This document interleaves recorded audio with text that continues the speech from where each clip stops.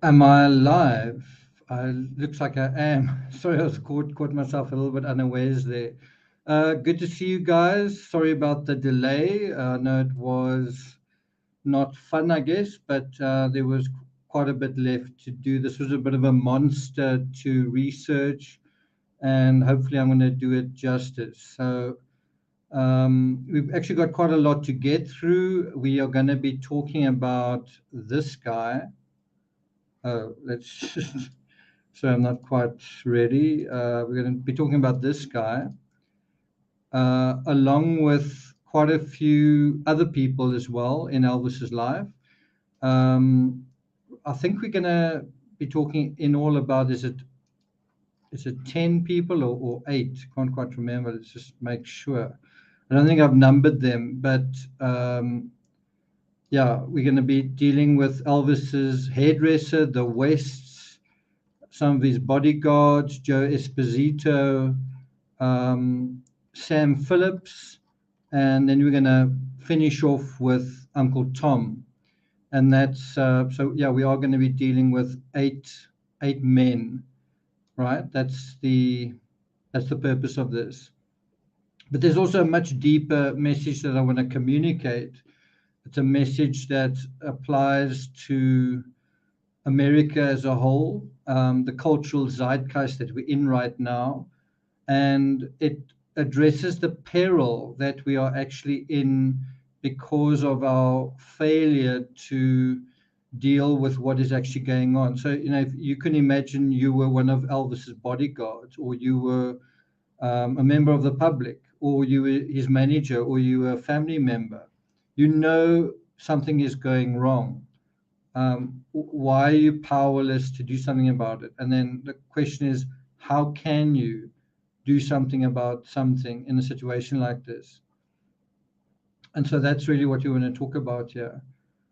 Okay, so Faticus, thanks very much for that.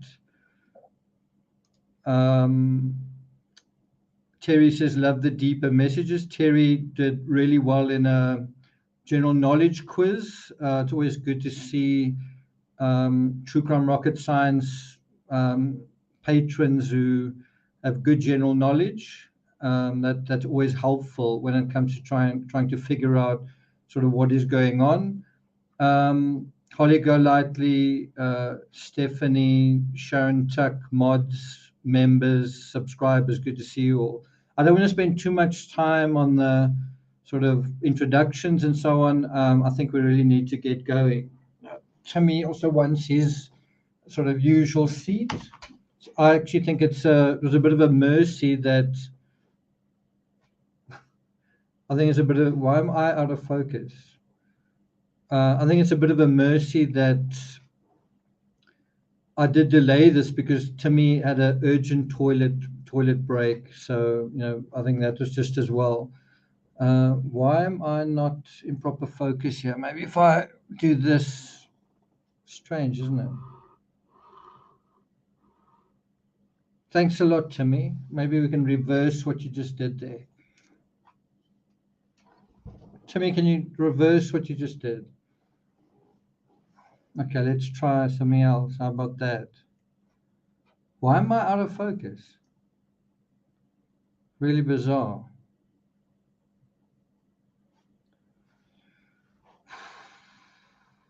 Am I out of focus like on your screens? There we go. I think that's worked. Okay. Volume a little low. Okay, maybe can you turn your volume up where you are?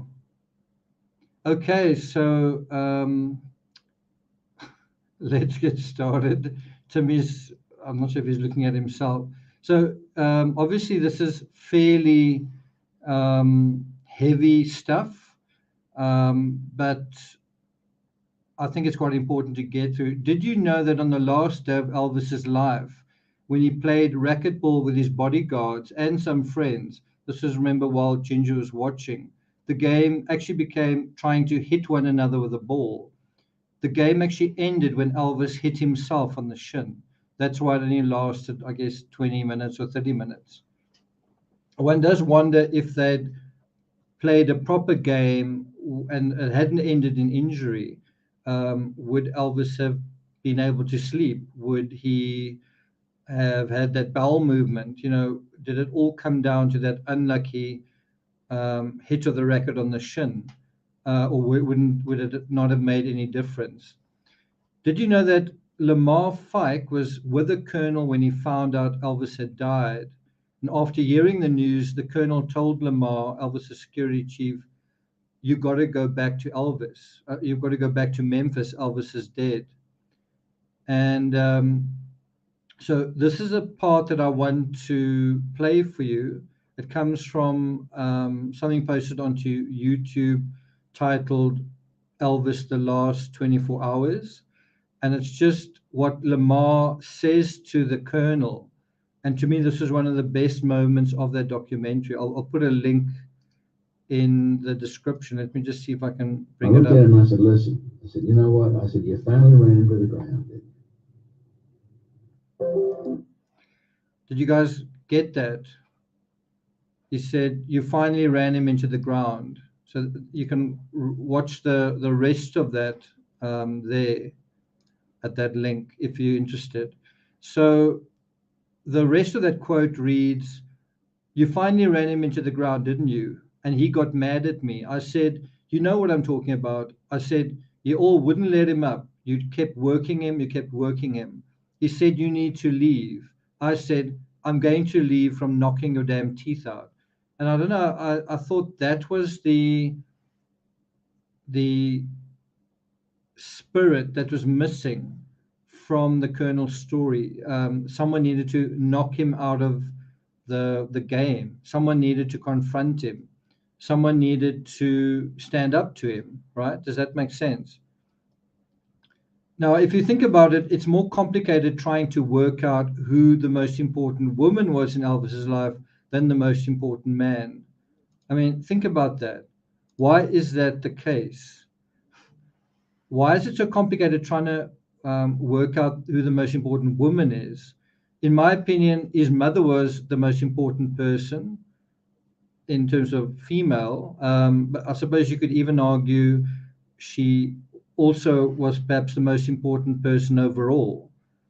But I think what's important to bear in mind is she was more important in a bizarre way than his own father.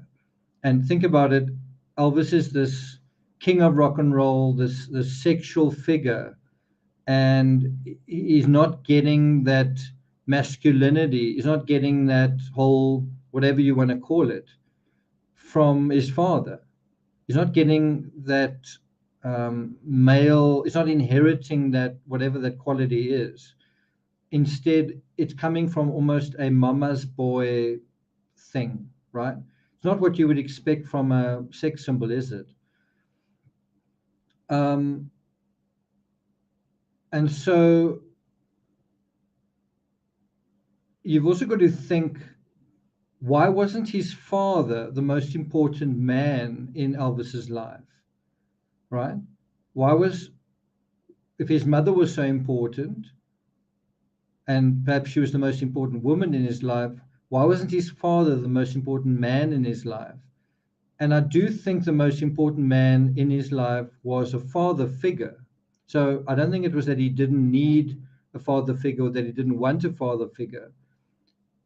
But I do think it raises a very interesting and important question, and it's this: why would Elvis need a father figure?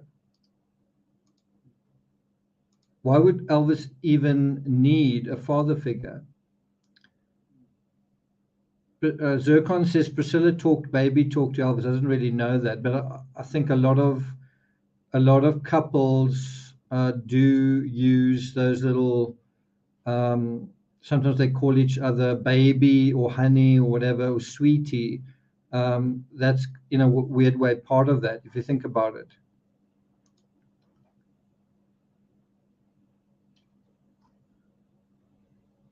Scott Rayburn says even my kids love Elvis. Okay, so let's continue. Now, I know a little about this father figure scenario because my father is a father figure to someone who we actually recently had to tell off, right? Basically saying, listen, you've got your own father, back off from ours, right? But again, the question arises, why are father figures necessary? And more specifically, why did Elvis need one if he already had one, right? And that brings us to the first male in the story, Vernon. Now, let's see if I can bring up, do I have that particular image? There we go. So there you can see the Presley family. Let's just make it a bit bigger than that. There you see, sorry, you see Gladys, you see the little boy Elvis wearing kind of a too big hat. And there you see his father. Now, I don't know if you guys know, um, Elvis's father was actually younger than his mother. And I think one could actually argue too young. He was too young to be a father, and he was too young perhaps even to be a husband. Sunflower says maybe Elvis's relationship with his mother sort of wedged his father out. Stephanie says to guide you, teach you, a role model. Now think about Elvis, who's this, ends up being this huge role model for American men and a kind of different kind of model for American women at the time. Um, and he doesn't have a role model in his actual father, right? So where does Elvis, and how does Elvis figure out all of that? And I think that wasn't an issue for him. I don't think it was that he just kind of figured it out. I think it was something that he wasn't really sure of. Scott Rayburn says father shows the work required to be a man, to be humble and the protector. Okay, so let's go into, Sharon says, look at those chubby cheeks. Let's go into the actual facts to figure this out. So all you need to know about Elvis's father really is that when he was born. So you can kind of figure out the whole sum of Vernon Presley just based on his date of birth, right? Let's see if you guys are following my train of thought when I say that. Why do you think I'm saying that, and why do you think that's true? Why do you think almost the full story of Vernon you can track to his date of birth? Any ideas?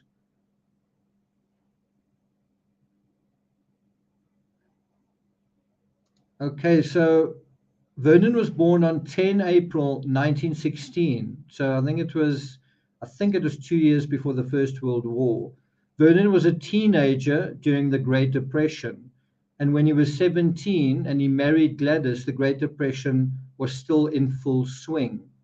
When Elvis was born on January 8, 1935, it was slap bang in the middle of the Great Depression. One world war had just ended and another was about to begin.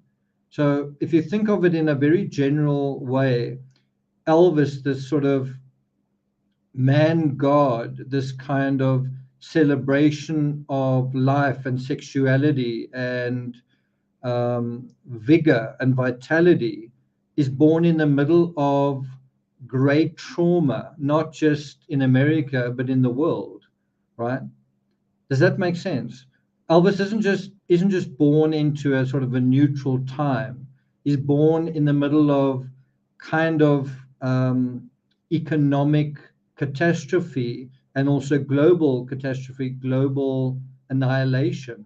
He's born in the middle of debt and death. This great force of life is like the shining star, but that comes to us in the middle of great darkness in terms of the human story. Does that make sense?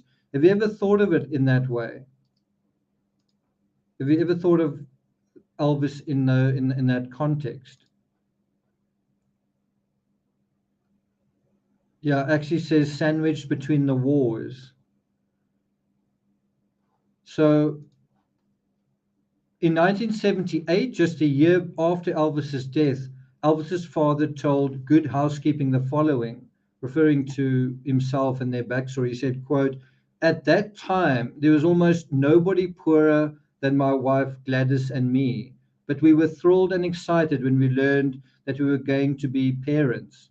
I was only 18 years old, but throughout Gladys's pregnancy, it never occurred to me that I wouldn't be able to take care of her and the baby." Quite a thing to say. It never occurred to me that we were actually going to have to take care of the baby.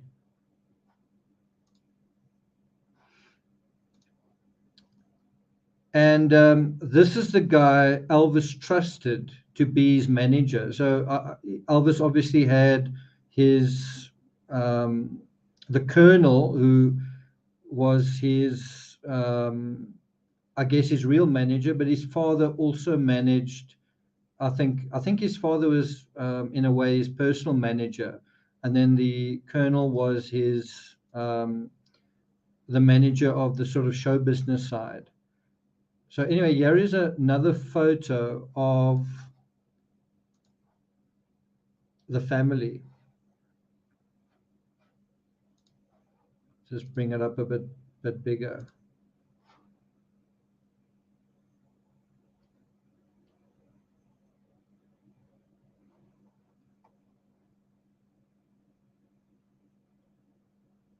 Holly Golati says, Werner sounds like he was a very simple man.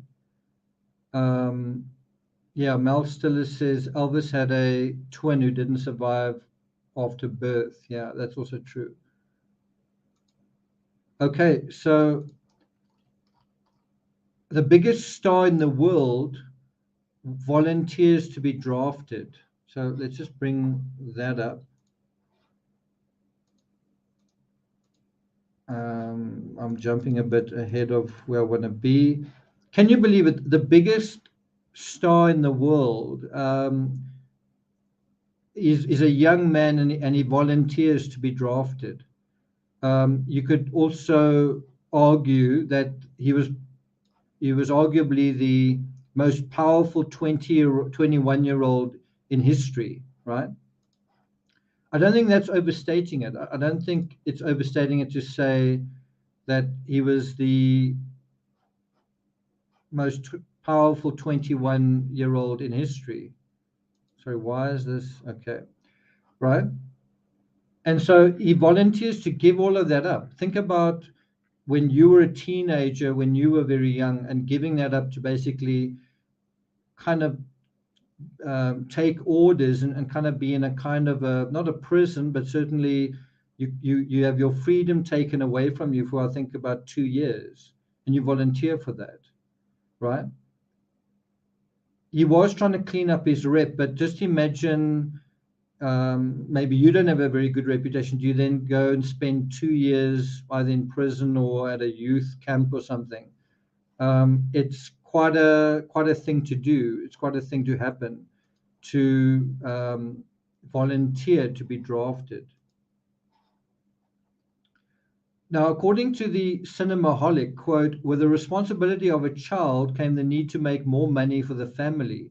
Vernon did odd jobs to keep them afloat, but it wasn't enough. This is when he landed in a situation that further aggravated their problems. This is according to Cinemaholic.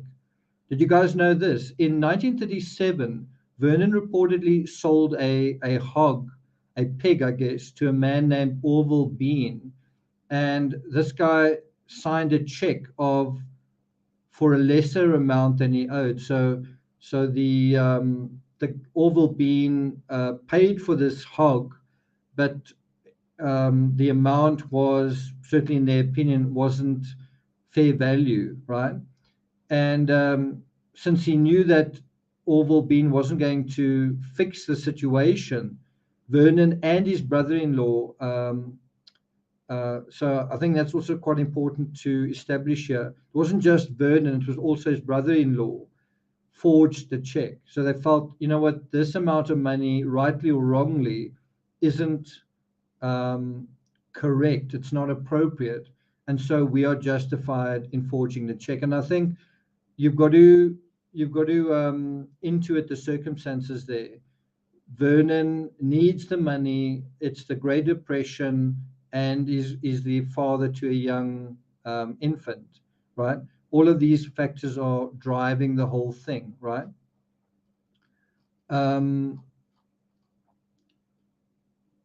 So bear in mind, Elvis was born January 8, 1935.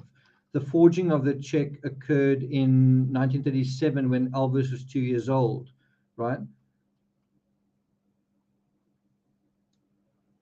But did you guys know about that? Did you know about his father basically committing fraud? Did you guys know about that?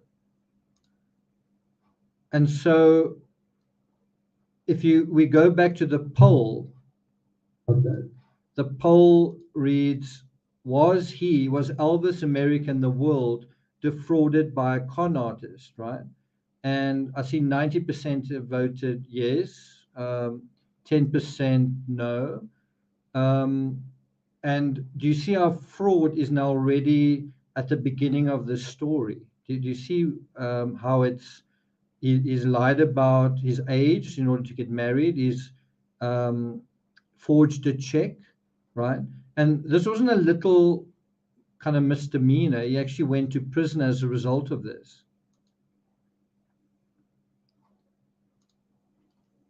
So is it really such a surprise that the man who went to prison, who forged a check, who lied about his age to get a marriage license, made a deal with a con artist and a crook? If Vernon suspected that the colonel was a bit dodgy, maybe he liked that. Maybe the colonel recognized the same thing in Vernon. Is it really such a surprise coming from such deprivation, such desperation, such despair, that they put their faith in a hard-charging oaf who promised above all to make them rich? Wasn't that kind of an easy sell? Wasn't quite easy for the colonel to get in the door? His pitch was money, money, money, and he delivered on that promise, didn't he? And isn't that why Elvis put his faith in the colonel, and why his father put his faith in the colonel?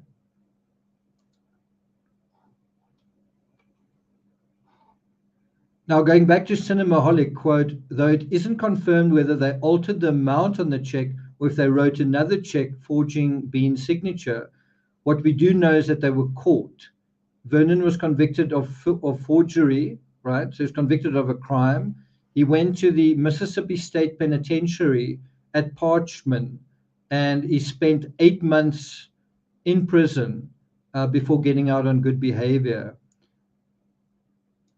So again, you might say, and there are a lot of people on my channel who I think say, I don't know why you're covering that. It's not true crime. I don't know why you're covering Vincent van Gogh. It's not true crime. Part of the business of true crime is finding out the backstory, the mysterious hidden backstory, finding out motives, constructing a true character for who someone really was, figuring out the dynamics, figuring out some of the darkness behind all the show business kind of thing, finding out the person behind the mask, right? And that's one of the reasons why the avatar for this channel is the face of a person that's kind of under construction, is that in a weird way, it's your job in your life to be building up a sense of reality, bearing in mind that a lot of reality is being hidden from you. You are being, to some extent, deceived or misled, right? And so it's a constant process of trying to build a backstory, right? In terms of the people around you, in terms of reality itself, and to some extent yourself. You've got to come up with a character that you've got to place into the world. And is your character also true? Is it authentic? Is it something that is going to be appropriate to the world and to your life? Is it going to be a successful construct? Or is it going to be like a house of cards that collapses every now and then when there's a crisis? Bridget says, looking behind the shadows is very relevant in every story. Stephanie says, "Oh wow, I didn't realize what the avatar symbolized." Well, I'm glad that you do now. So yeah, it's not just there for fun. I'll probably talk about the hooded figure in front of the keyboard when we talk about Alex Jones, which is in an analysis, I think, on Monday, starting off on Monday. I don't know if it's going to be a series. It'll be depending on how that one goes. But think about, you don't just stop there and say, "Oh wow, Vernon went to jail. That's um, that's bad." And what does one then do with that? The This happens during a critical time. Vernon going to jail is when little Elvis is, I think, 2 years old. And so while Vernon's in a slammer, Elvis is an infant, and this is why and when the mother and child bonded. At this critical phase, Gladys and Elvis are without their father when they really need him, right? And so, as a result of him not being there, that is why the mother had to sort of step up, and the little boy, with the father not being there, I think bonded in a subconscious way a lot more. So, to reiterate, at the same time, whatever bond the father had with his son was weakened by this extended time apart at a crucial formative time for the whole family. I think you could see what happened here as a betrayal, right? And I think there's a little bit of a intertextuality here.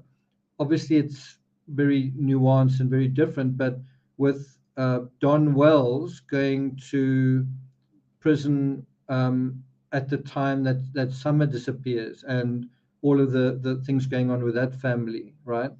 You can imagine in that situation, Candace and Grandma bonding a lot while he's not there, right? Now,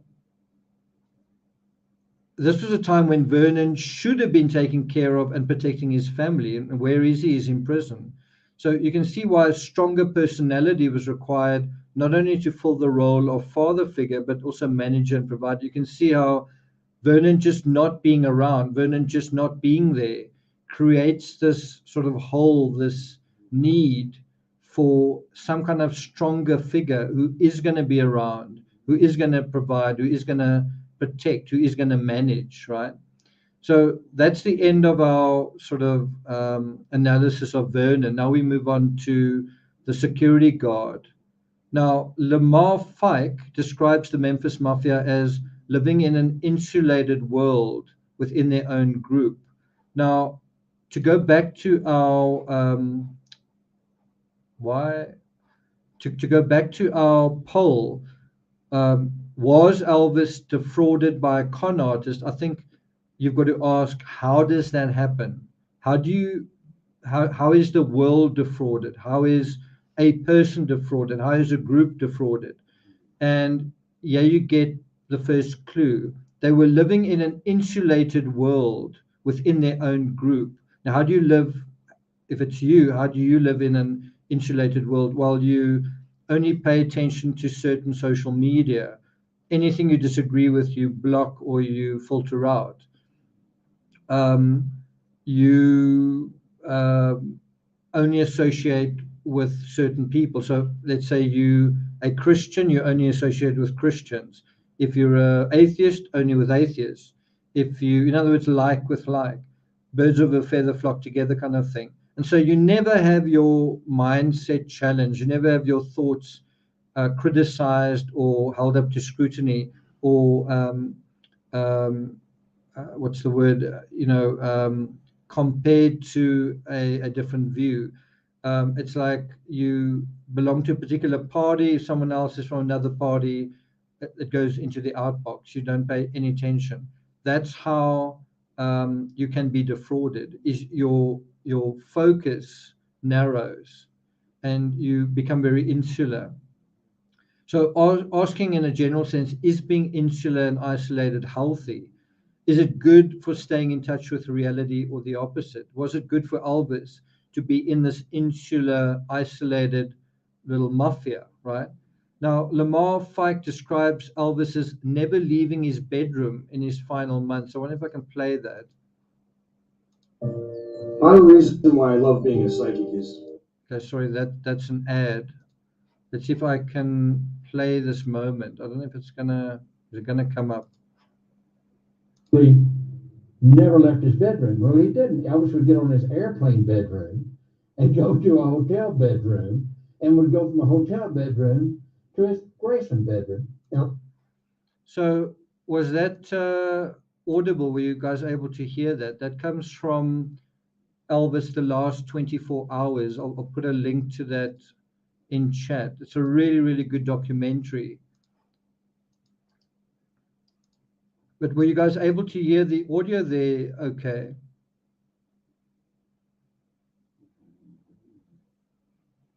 Okay, that's good. Mel Stiller says so.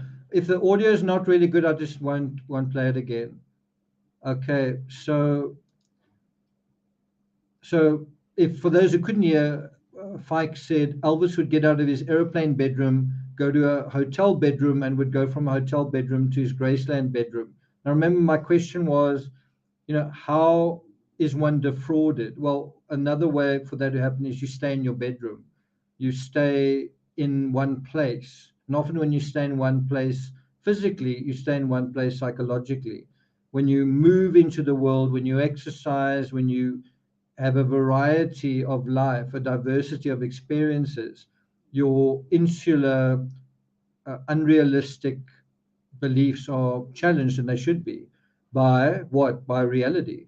So Elvis withdrawing into his bedroom doesn't help the situation that he's in. Another member of the Memphis Mafia describes Elvis spending, I think, months at a time in his bedroom. So although it started off as weeks, can you believe it? Elvis, this great exemplar of life, of sexuality, of vigorous health and sexiness and beauty, is spending months at a time in his bedroom, right? And Lamar, kind of the same guy, says Elvis took drugs because he liked them. He didn't. There's no conspiracy that he was trying to escape or something. In other words, but he was just saying he took drugs because he liked them. It's quite simple. And the fact that he's chuckling when he says that kind of makes you think, shouldn't it have been a bigger deal? I can think of someone that I know who took drugs, and I wouldn't say that and smile about it. I wouldn't say that and laugh. And so one's also got to wonder, didn't all of the Memphis Mafia also take drugs? Didn't all of them take drugs because they liked it? And so if they're all taking drugs and they all like it, how on earth is any of them supposed to intervene and say, Elvis, stop? Well, Elvis is going to say, well, you stop first. And so isn't there a word for what we're talking about? Well, isn't it groupthink? What happens when everyone thinks the same thing and no one can or will think out of the box or think for themselves? When Lamar Fike, Elvis's security chief, appears in the documentary Elvis, the Last 24 Hours, he describes Elvis as a very, very shy and retiring type who didn't like to be around new people. It's also intriguingly that he didn't like to be around new people because he didn't trust them. Let's put that up so that you guys can see that. Yeah, it is cultist behavior.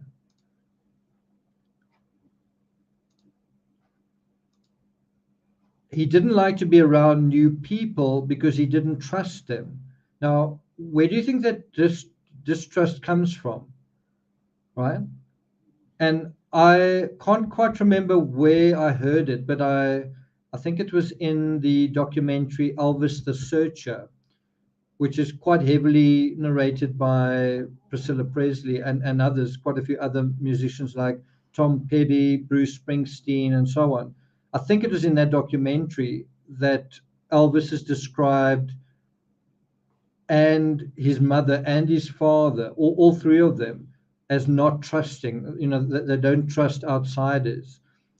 And I don't know if that's a Southern thing or if it's a thing of a legacy of what Vernon did and perhaps other things that he was doing. I don't know. I don't know if it's a legacy of that or both. I don't know if it's a Southern thing. If someone's not a Southerner and they're not maybe a Christian, then you don't trust them. Or if it was to some extent a combination of that kind of conservative psychology, but also to some extent, let's call it guilty knowledge. Bear in mind, it's a very weird match when you match celebrity, which is all about being in the spotlight, with criminality, which is all about hiding things in the shadows. I'm not trying to suggest that Vernon was a criminal. I'm not trying to suggest that he was a shady character. I'm just trying to say that there was something that happened earlier in his life. And then there was the handshake with the colonel, who definitely was a shady character. And then the question arises, where does this distrust come from? Does it come from almost being a bit of a simpleton? I don't know how to make money, and so I don't know if you're going to try and take advantage of me. What is the cultural reference point for that? Does that make sense? Mel Stiller says the Presleys felt they didn't need anyone else. Pauline says, I think it's a Southern thing. If you know people, they know, then you're in. I think another aspect to it is also, if you're a strong believer, then you feel like you can easily trust, and maybe even too easily trust, anyone else who says they're a Christian. I'm talking about if you really caught up in that, then your community is those people, but then the people outside of that you don't trust, right?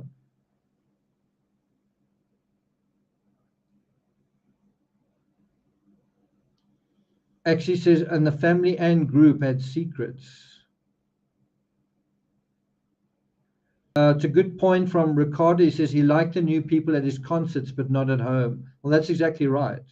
And that's exactly something you've got to kind of ask, wow, why? It seems a bit hypocritical, right? It's a really good point.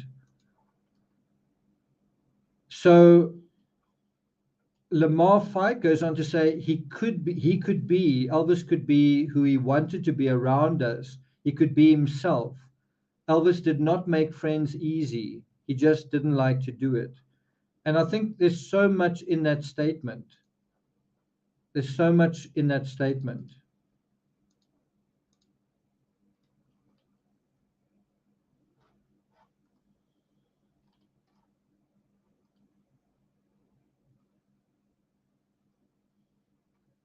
Raw Olympia says he was held back by the colonel, wanted to work with Streisand in A Star Was Born. That's true. That's in the movie. So to say he could be who he wanted to be around us suggests that he couldn't be who he really was around other people. He couldn't be himself. And we're going to touch on that. We're going to touch on that when he meets the Beatles. So if you say he couldn't be who he wanted to be, well, what happened when he met the Beatles? Could he be himself when he met the Beatles? Could he just be himself? The other thing is, why did Elvis not make friends easily? And you kind of got to wonder, was his poverty part of that problem? Was him growing up poor part of why he didn't make friends?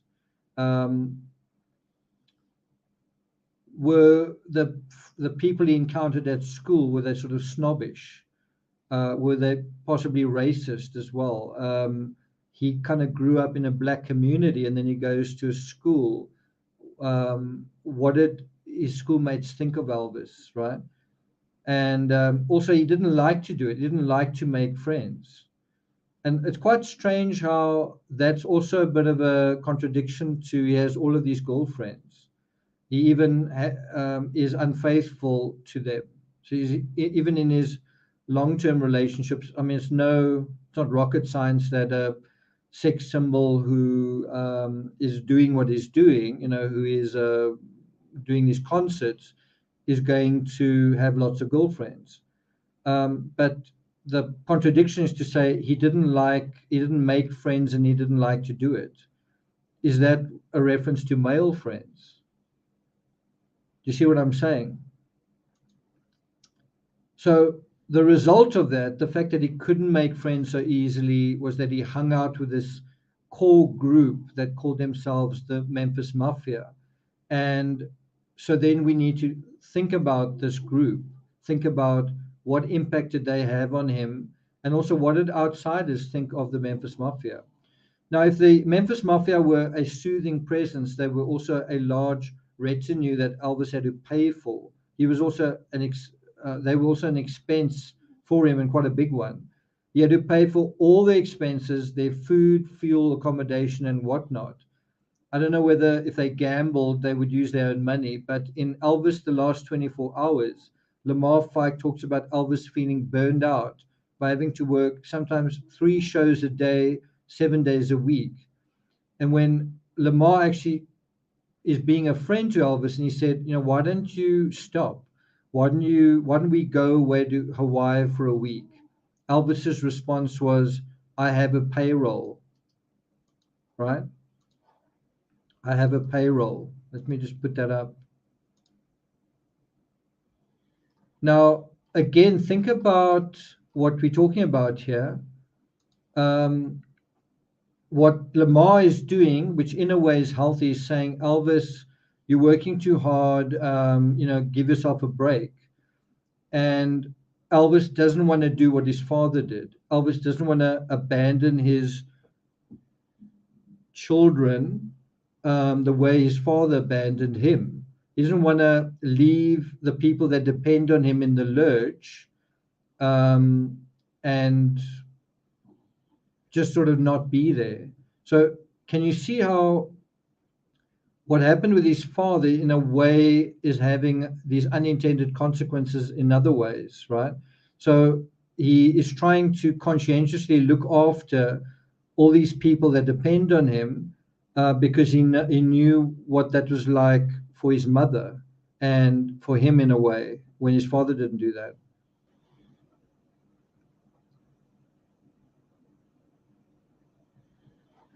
Actually says, you bet he was burned out. He was burning the candle at both ends. So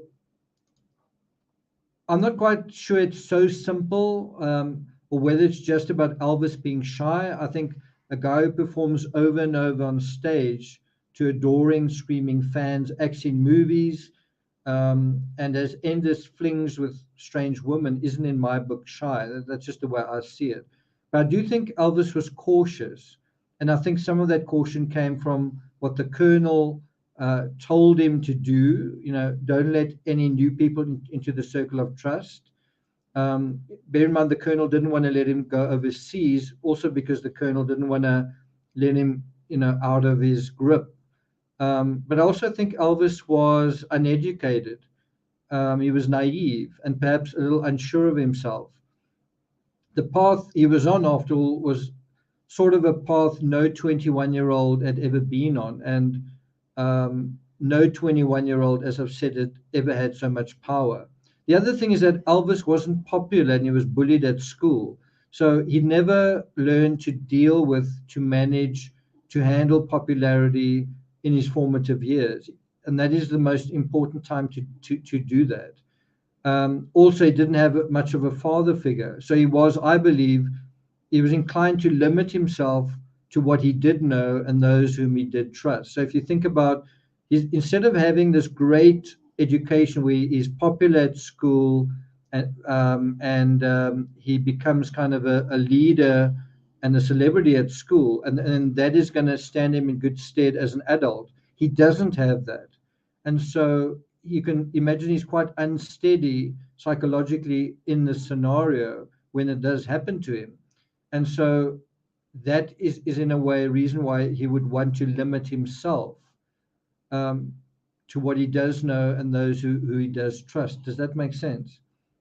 If you've been bullied in the past, are you going to easily trust other people, just in a general sense? Now, if you take the trust narrative at face value, the Colonel conned Elvis, defrauded him, and kept him in a cage.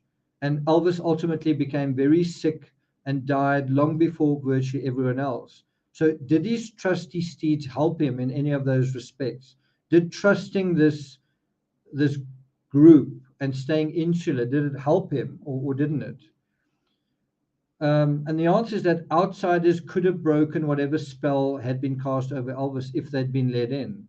If it had been journalists, if it'd gone overseas and met totally different people, could the outcome have been different? So I don't think the issue was trust as much as it was control. And I'm not sure if Elvis was alone who needed the control. The Colonel wanted things under control more than Elvis did. And Elvis's insecurity about people he didn't know probably suited the Colonel to a T. Elvis's insecurity about people played into the Colonel's need for control. Does that make sense?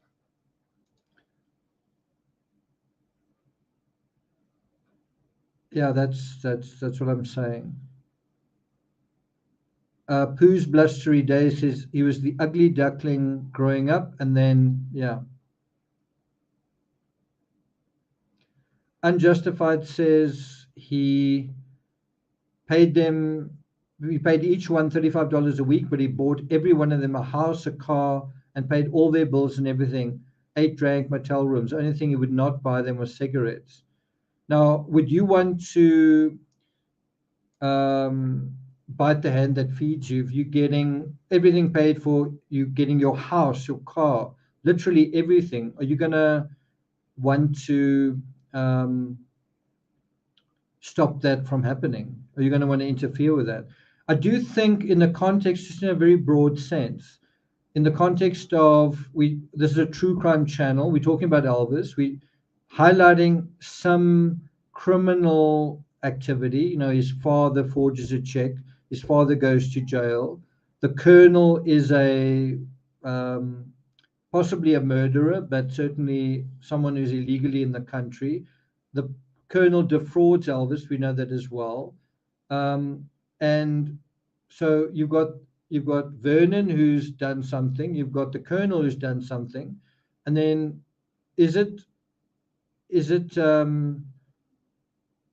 just a coincidence that the Memphis Mafia are called the Mafia? The Mafia is a criminal term. It's not called the Memphis Squad or the Memphis Maniacs or whatever, right? It's the Mafia, which is kind of a slur, or it's a kind of a funny term if they a bunch of honest guys, right? And they may have been. I just think it's quite interesting in the context that we're talking about.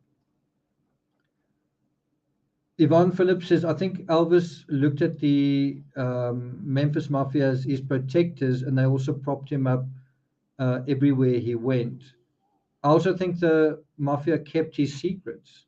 And so it's ironic that the Memphis Mafia, three of them, wrote a tell-all book about Elvis.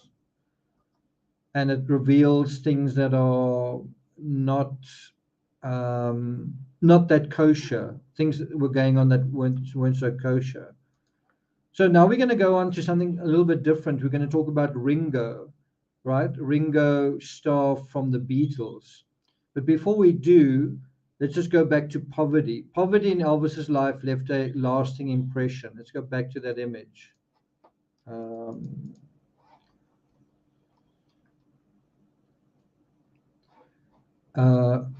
I think I just want to put it up like that. Okay. So poverty in Elvis's life left a lasting impression. We get a real sense of that when Elvis met the Beatles at his home in Perugia Way, Beverly Hills, Los Angeles, on August 27th, 1965. Now, how do we get a sense of Elvis's poverty when he meets the Beatles? Well, do you think the Beatles grew up poor? Do you think the Beatles grew up as poor as Elvis? Do you think the Beatles grew up during the Great Depression, or were born during the Great Depression? So I just want to bring up this image, which is from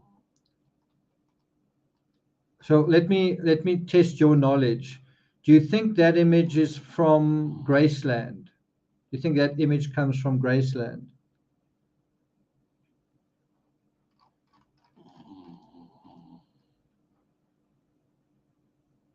Teresa Moore says the Memphis Mafia enabled Elvis. The Colonel took advantage of Elvis. Bridget says it sounds like don't mess with us. Okay, so the question with this picture is, do you think this picture was taken in Graceland?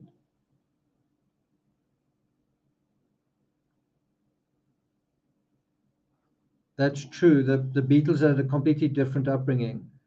So, no, that's not Ringo's house, but it's not a bad guess. Okay, so this is not Graceland, right? This is not Graceland. And funny enough, this image is on the Graceland website, which I think is quite funny. A picture of Elvis strumming his guitar in his home, except it's not Graceland. It is luxurious. Okay, so let me bring myself back a little bit here. This to me is a really interesting story, and it takes us out of the Memphis Mafia, gives us a different view. So we get a real sense of Elvis's life when the Beatles and Elvis met at his home in Perugia Way, Beverly Hills, Los Angeles, on August 27, 1965. Well, that is where this picture was taken, not at Graceland, but in Elvis's Beverly Hills home in LA, right? Now, interestingly, the meeting was actually a PR stunt set up by the Colonel. The Colonel liked this idea of bringing this big up-and-coming band from Britain and Elvis together, and he thought it's going to be good PR. There's going to be news headlines. Elvis is going to be what's the word? Big news, right? Them rubbing shoulders. It was like music royalty rubbing shoulders with music royalty. And so this is the part that's interesting. So the Colonel wants this to happen. Even so, Elvis was reluctant to cooperate with the meeting and was said to be dragging his heels, right? And this is where you get a sense of what does it mean that Elvis was shy? What does it mean that Elvis was didn't want to meet new people? Well, here's a good example. Here's a good example of that.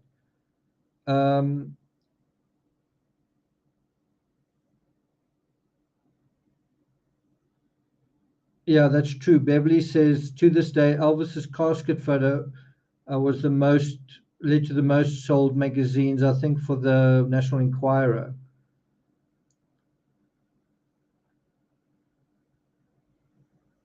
Matt Clemens says, wow, I saw a documentary stating and showing that living room, but you can't believe everything. It was a comment how he had his feet on the table and who did that back those days. Yeah. Okay. So on paper, the meeting was epic. The meeting with the Beatles was epic, but for Elvis, it was personal. When the Beatles came onto the scene, they seem to steal his thunder. So if you think of Elvis as this big, strong, sexy, confident guy, well, as soon as you bring the Beatles into the picture, is that still the case? And so the Beatles not only stole Elvis's thunder in the music industry, which I think a lot of people know, but also in the music business as well, which many of you may not know. So it was only when Elvis achieved a successful hit with Crying in the Chapel, and that wasn't like a new song, it was an old hit that sort of came back. When that climbed to number 3 in the charts in America, number 1 in Britain, only when that happened did Elvis feel, okay, I'm kind of doing something again, I'm achieving something again. So now that I'm sort of back, and he wasn't really back, but now he felt that he was on par enough with the Beatles to meet them. But he was only meeting them if they came to him. So can you see how it's already a bit childish? They've got to come to the king, kind of thing. And so there's a fascinating story from a website called Closer Weekly. Let me put a link to it in the in chat. I just want to bring up this particular image. Now, obviously, what I'd love to show you is a photo of Elvis with the Beatles. But did you know that there isn't a photo of Elvis with the Beatles? There are no photos of Elvis with the Beatles. Why do you think that is? So that image comes from this link. So can you imagine you have this huge moment? You have this huge moment, the king of rock and roll meeting the Beatles, who were huge, but you're not going to take any photos of that. It seems crazy. It seems like going to the moon or climbing Mount Everest and either forgetting your camera or not bringing it along.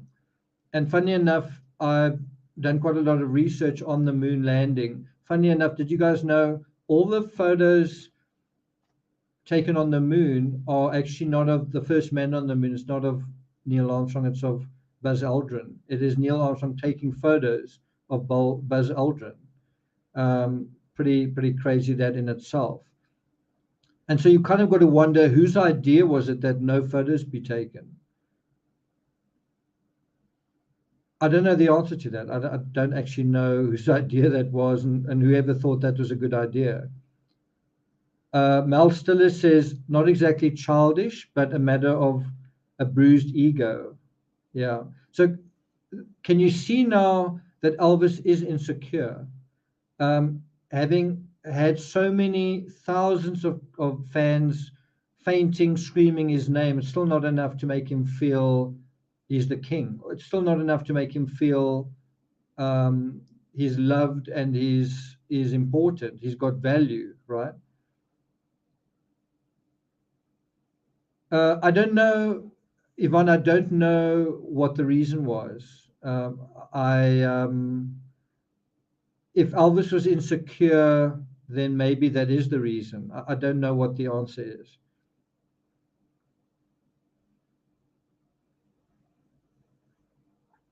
So Bridget says, I was always interested why Elvis and Johnny Cash didn't become friends when they'd worked together at Sun Records. I don't know whether he worked with Roy Orbison, but I know Roy Orbison came to Sun Records as well. He was also from the South. But anyway, Bridget says Johnny didn't really like him much. So once again, you kind of have this weird thing.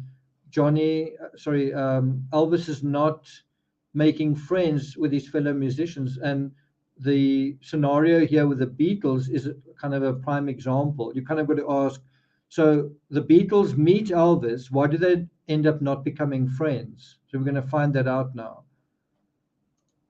So according to Closer Weekly, quote, in the book Elvis by the Presleys, Priscilla Presley writes, and she was there during this meeting, she writes, quote, some stars want to meet other stars. Some stars have to hang out with other stars, not Elvis. I can't remember him once telling the Colonel to arrange a meeting with anyone famous. Quite a thing to say. Quite a thing to say.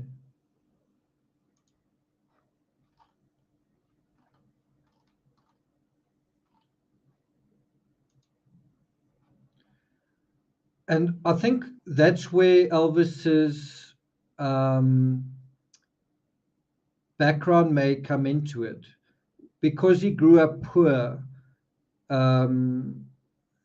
did he watch television? Was he able to read magazines? Was he able to keep up with certain things that were going on? I think he was able to some extent, engage with when he went to church. But did he really have this sort of knowledge of other celebrities and of celebrity in general if he grew up poor? It's just a question. You would imagine if he grew up in a sort of a middle class American household, that he would, him and his parents would know characters a lot better than if there was this hard Scrabble thing going on, where the life was really work, work, work, go to church on a Sunday, sing, come back, work, work, work, if that makes sense. Yeah, that's right. Elvis staying in his room wasn't until late in his life. That's true. Pooh's blustery days is why no video of them either. So to go back to this article in Closer Weekly, quoting Priscilla's book, she writes, quote, he saw Hollywood as the home of phonies. He certainly felt out of place, which is why the minute the movie he was filming wrapped, he was gone. One memorable evening, the Colonel arranged for Elvis to meet 4 famous people, but I believe it was the Beatles who were eager to meet Elvis, not the other way around. The words I want to highlight there is where she says he felt out of place. Now, I think there's some truth to that people in Hollywood are phonies or were phonies, right? But I also think not everyone is, and I think one can also ask, wasn't Elvis to some extent a phony? I think quite a few of you might say, okay, that's it, I'm leaving. How dare you say that? But I mean that specifically in the context of what's about to happen.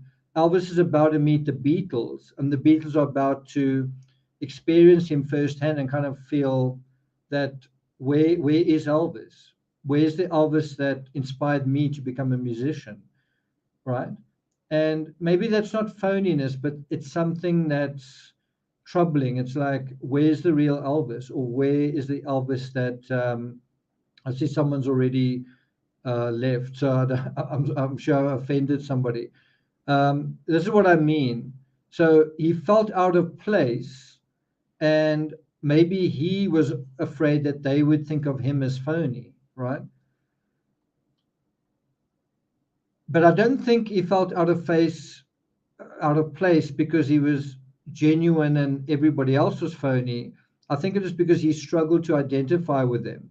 He struggled to have conversations with them, and the reason for that was because he was essentially from a different class, a lower class. I don't mean at this moment. I mean his identity was forged up until he was like 18 years old, and it was forged in poverty. And it may seem natural that he would go from being very poor to very rich, and oh well, that's not who I am. But that's not how the psychology works. It's the same as someone who's been very, very overweight for much of their life, and somehow they suddenly lose a lot of weight. They don't just suddenly become a confidence trickster. They don't suddenly see themselves as sexy and beautiful. That fat psychology remains, even though what everyone else sees is not a fat person. That's fat psychology remains. That residue of insecurity remains. Does that make sense? And so I think that class consciousness, that insecurity from coming from a lower class, I think that is what worried him, and I think that is how he felt exposed, because he would feel that his lack of sophistication may be laid bare. That's just my opinion. That's just my opinion. And I guess I based some of that opinion on the Van Gogh story that we're covering in such detail. I don't know, Stephanie, Yvonne, if you see the parallel there. Of course, Van Gogh was born into kind of a middle class life, and then he went into kind of a lower class life. And I think that also made that transition was also hard for him. Raw Olympia says, yeah, and he hung out in the back door of LA Palm Springs on the edge of the Rat Pack. Mel Stiller says, that's also my opinion. Okay, so glad that that we kind of on the same wavelength. Okay, so Elvis's meeting with the Beatles is a prime example of his lack of sophistication now being laid bare. Isn't it interesting that no cameras were allowed to photograph or document this historic meeting? Now, I think it could very well have been filmed, and that is absolutely not what he wanted. He didn't want to be this unscripted meeting to be recorded. And is it any surprise that you can almost imagine if you could speak to Elvis now and say, Elvis, how did you feel going into that meeting? I think he would have said, if he trusted you, he would have said, I actually felt really nervous. I was a nervous wreck. I was worried. And so if you said, do you mind if we film this meeting? No. You're definitely not going to film it. I don't want my insecurity to be laid bare. I don't want the reality of this, a little bit of a, what's the word, like a seesaw. I don't want that to be exposed. I want to hide what is really going on if I can, right? So there's another great article describing this meeting on Salon. I'll provide a link to that. I'm just going to see if I can bring up that image. So there you see Nixon, Elvis, and I think that's Paul McCartney. Is it Paul McCartney or is it John Lennon? Anyway, this article is titled Meeting Elvis. Pretty sure that is Paul McCartney.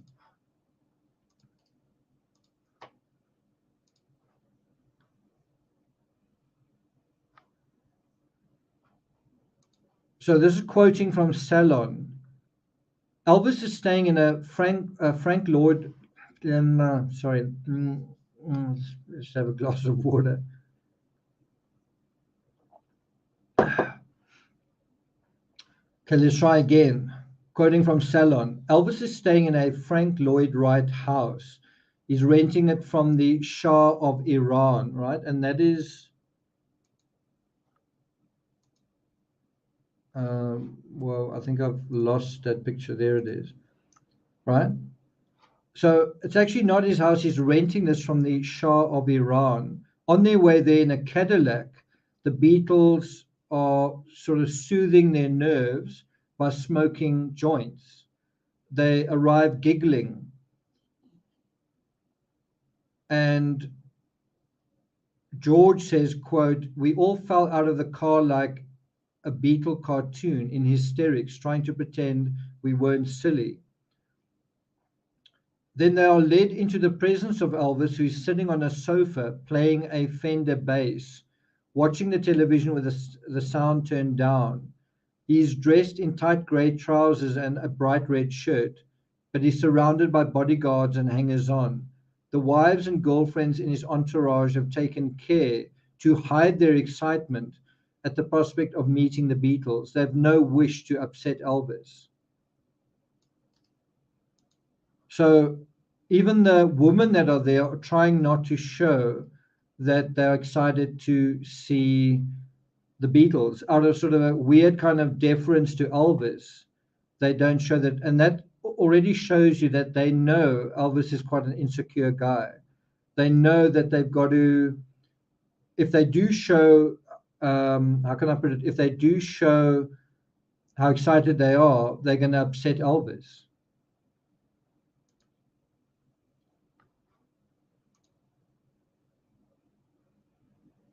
So they've got to hide their excitement. Can you believe it? They're meeting the Beatles. Oh, okay, we're not going to look too excited. We don't want to upset Elvis.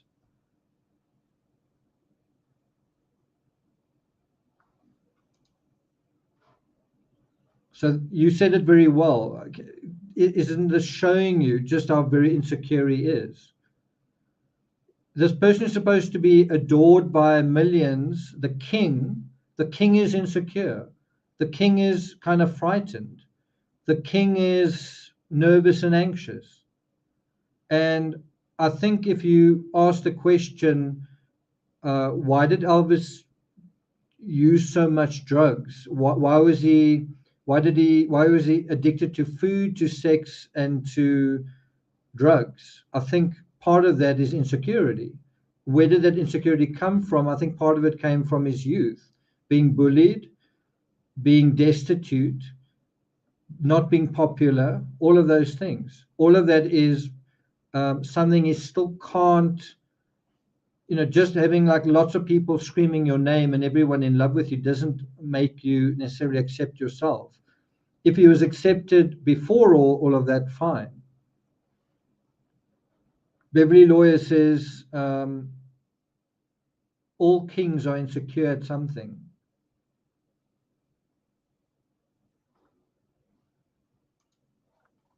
And so that's what he's trying to hide. That's why he doesn't want photography. I think there's only one journalist there, but he's not allowed to take photos, and there's no video because Elvis is actually trying to hide that. Elvis knows just how raw those feelings are, and he's trying to hide it. And he has the Memphis Mafia around himself to try and boost himself, right? And so let me just emphasize this part. They have no wish to upset Elvis. So the people around him have no wish to upset Elvis. How are they going to upset Elvis? Well, by being too friendly to the Beatles, by being too excited about them being there. Seems a bit unreasonable. Like, these are like pretty much the biggest band in the world, but no, don't smile. Don't do any of the stuff you did when Elvis was there, right? It's kind of quite weird, right? And so who does that not apply to? This idea of not wishing to upset Elvis. It kind of doesn't apply to the Beatles. If you think about it in a basic way, it's not just, you might look at it as Elvis meets the Beatles meet Elvis. But what's really happening is Elvis and his legacy is meeting the Beatles. Elvis and his self-esteem, Elvis and his current baggage plus achievements, Elvis and his ego are meeting the Beatles. Also, the Beatles and their respective sense of how important they are also meeting Elvis. But instead of it being John Lennon meeting Elvis, it's John Lennon and Paul and Ringo and George, four guys meeting Elvis, right? It's a little bit different. And they are all on a high from their success, whereas Elvis isn't. And that is, I think, the part that's the problem.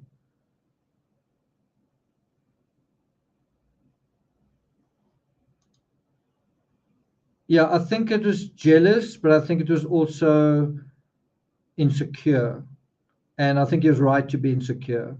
And the reason that came through is because the Beatles kind of basically said so during this meeting. So if Elvis was afraid of this meeting being a disaster and being the disaster being captured on film, if Elvis didn't even want to have the meeting, but he was sort of poked and prodded and nudged and pushed into it by the colonel, well, his worst fears will ultimately realize it didn't really go very well. So and it started the moment that this what do you call it, this meeting that was ended up being really a catastrophe, a disaster. The disaster started the moment John Lennon entered the room.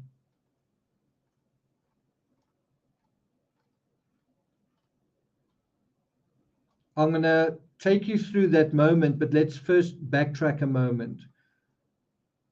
But keep that thought in the back of your mind that the moment John Lennon enters the room, he says something and everything goes downhill basically from there, right?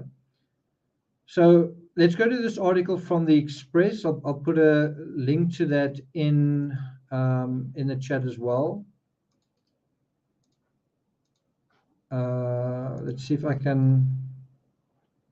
And the article is titled, Elvis was so offended after he met the Beatles, he wanted them banned from America, right? That's someone who's taking a lot of offense. That's also not a little bit of offense and not a little bit of an ego, right?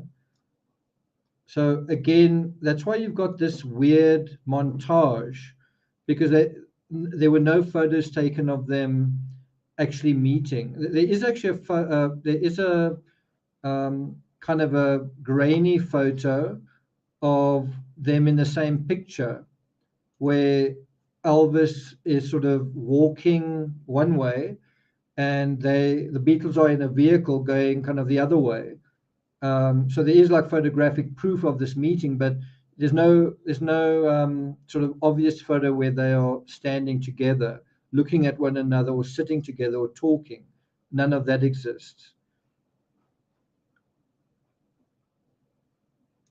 So, quoting from the Express, the king was notoriously enthusiastic about guns, law and order, and military service, right? All very Southern traits. But John Lennon annoyed Elvis the moment he stepped in by making his anti-war feelings known. So the moment John Lennon stepped into Elvis's massive lounge, he sort of made known how he felt about it.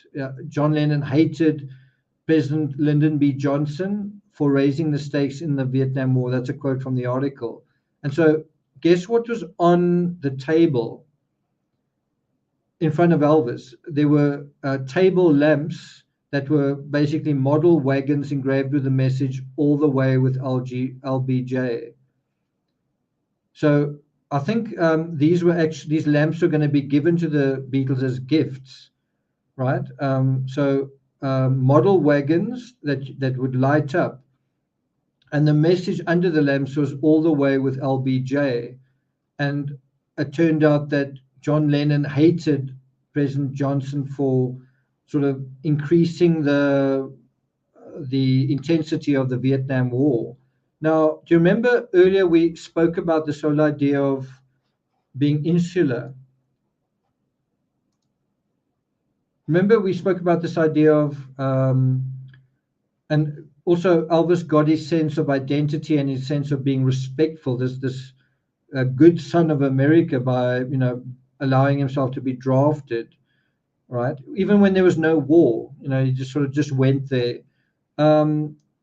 If you think about this idea of being insular, I guess the colonel, the Memphis Mafia, Elvis himself, was so insular that they had no idea who John really was, because they just weren't reading about it, they weren't watching the news. And so when this real person steps inside the room, and Elvis is just, not even probably thinking about it, offers him this gift, John Lennon is like, I'm not very happy with this. I'm a pacifist. I'm not into guns or war. Well, somebody who had been paying attention, who wasn't so insular, who wasn't a victim of this groupthink, would have thought, but hang on, John Lennon's not going to like this. Does that make sense? I think that's just quite a good illustration of how being in this little microcosm is just preventing them from seeing reality and just being in touch with another person that's not like you. Tommy Coyote says, that was very insulting for John. I understand. Yeah. Anyway, so that's the first aspect. Going back to the Express, John was disappointed in Elvis and was surprised at the level of control Parker had over him. So that's just telling it like it is. That's telling it like it is. And I think Elvis could probably sense that. He could probably sense that these kids who were traveling around the world, well, Elvis wasn't doing that. Elvis wasn't doing what the Beatles were doing. He could, but he wasn't. Why? Because he was under control. The Beatles weren't under that kind of control, and good for them. Also, Elvis was a disappointment. He'd stopped performing. Why was that? Well, they obviously had good management and they were able to stand up for themselves and create and lead this creative journey. Elvis wasn't. Tommy says Elvis was being patriotic. Thanks a lot. That's a great comment there. Bridget says it's a perfect illustration of how living in a bubble makes you unaware of others. Also, how it limits you and how it potentially limits somebody else. Jody says, do you think Elvis bought those gifts himself? No, I think that was the Colonel's doing, but I'm sure they were shown to Elvis. I'm sure Elvis had to kind of had some say in it. I mean, bear in mind, they were right in front of him when they came in. Julie says, yes, I think they felt the setup in the house was weird.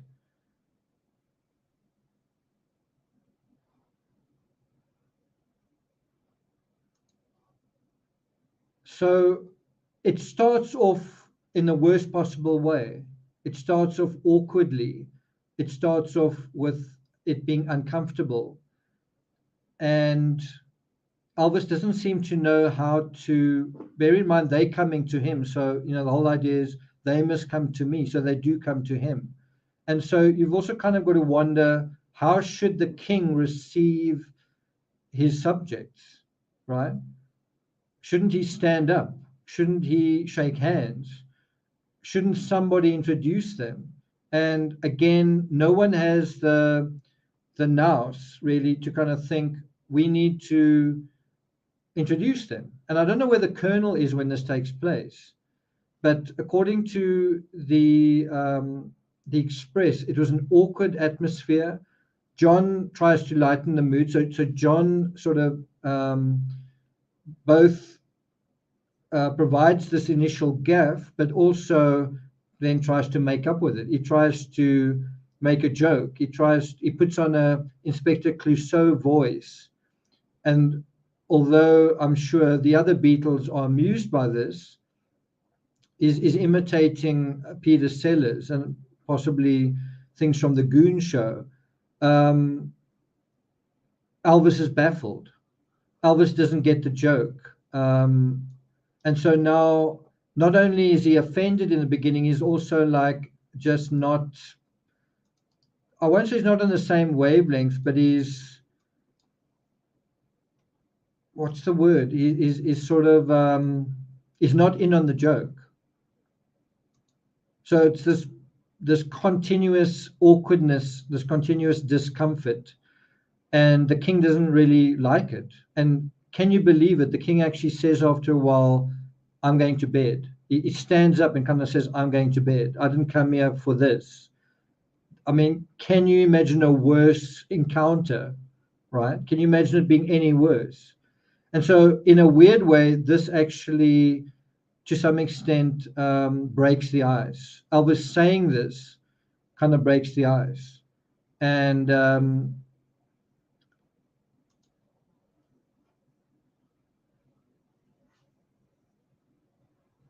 so, yeah, the ice is kind of broken. I don't want to take away from the fact that it was really a disaster.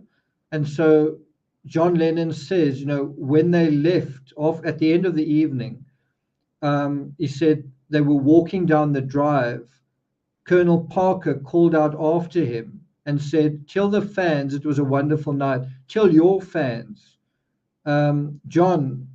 John of the Beatles, tell the fans of the Beatles it was a wonderful night with Elvis.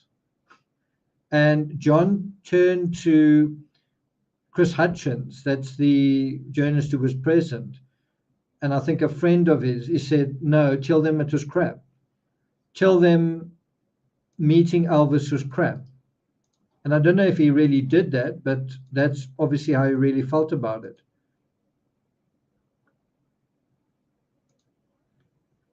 You can also see what a creep the Colonel was. Even though it didn't go well, the Colonel's trying to make sort of PR hay out of the whole thing. Yeah, he's not feeling it. It's quite incredible, though, isn't it? I think that would have made a really good scene in the movie Elvis. It's a pity they didn't have that. So John Lennon also said after the meeting, "Where's Elvis?" It was like meeting Engelbert Humperdinck, basically saying, "I met somebody. Who was that? Where's the real Elvis? Where's the guy who inspired me to become who I am? Who's the guy who I've got to thank for? Otherwise, I would be invisible right now." And now, apparently, Elvis laughed it all off, according to the article, but actually couldn't hide how offended he was. So if Elvis was trying to have this meeting, if he was trying to show up, if he was trying to make friends, if that's the word, he failed. He came out of the meeting offended, I guess humiliated, uncomfortable, all of these things. And why do you think that is? Why do you think the Beatles, in a weird way, if you want to put it in such a simplistic reductionist way, you could say the Beatles won that encounter. The Beatles saw the king diminished, and they came out of it thinking, and he feels insulted, and they feel that he's not so great in a way, right? So Elvis couldn't actually hide how offended he was. And he never forgot. And according to the article, it became an obsession for him.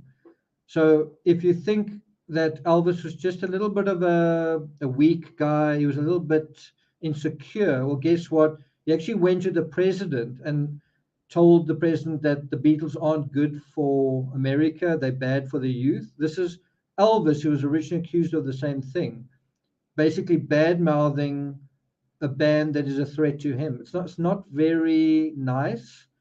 I don't know whether one can say it's dishonest, but it's certainly it's certainly almost going into that area. And John Lennon was very upset about this. Ringo was particularly upset about it, that he went kind of behind their back and wanted the Beatles banned from America. It's like, think about the control that the Colonel had over Elvis, and Elvis trying to control the Beatles by literally preventing them from coming to his country.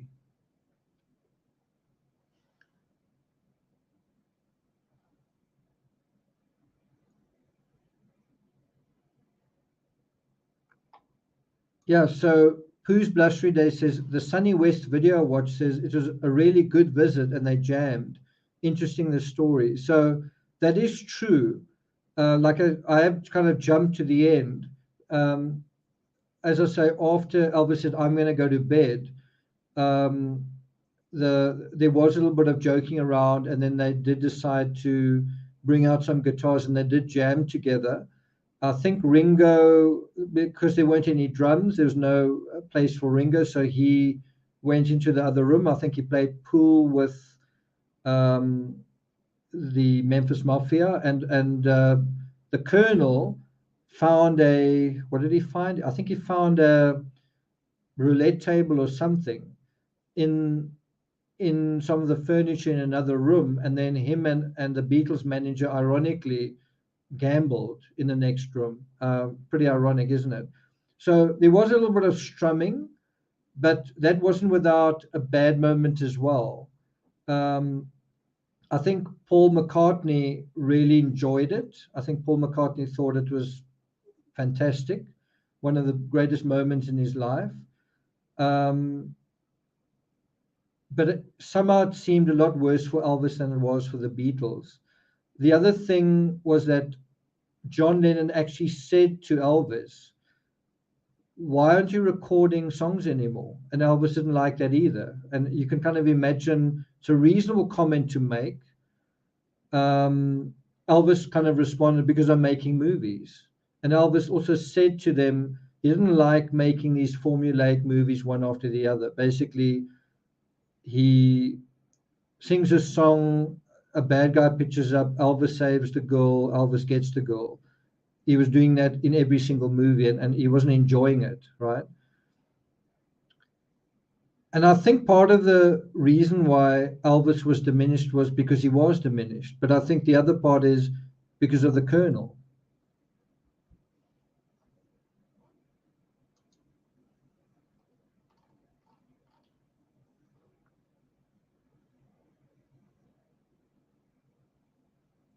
Okay, so the journalist who was there also said Presley allied himself with the FBI director Edgar Hoover and encouraged him to have John Lennon thrown out of the US, specifically John Lennon. So do you still think Elvis is a sweet, shy guy? I mean, he doesn't go to the president and just say, "Hi, Mr. President," right?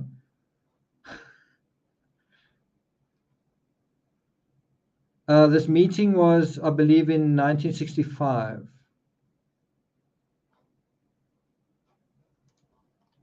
So what's also amazing about Ringo's commentary, now we're going to go to what Ringo says. We've spoken now a little bit about John. Is it's also based on a first-hand experience, and it's a rare glimpse, a rare insight from someone not in Elvis on Elvis's payroll. We're getting this look at Elvis not from the Memphis Mafia or from a family member or from an ex-wife or from a girlfriend. We're getting it from another dude, right? Now, remember I was saying how the narrative of the woman is totally different from the narrative of the men. Well, because Elvis is a man, there's a little bit of a competitive thing going on. It's a competition to get to be the most popular. It's a competition to be the most masculine or the most who's the best kind of thing. So there's a bit of a ego thing going on in terms of the male side of the story, and a control and a coercive thing that's going on that's different to the story about what impact the woman had on Elvis. Does that make sense? So from Ringo, we get another insight.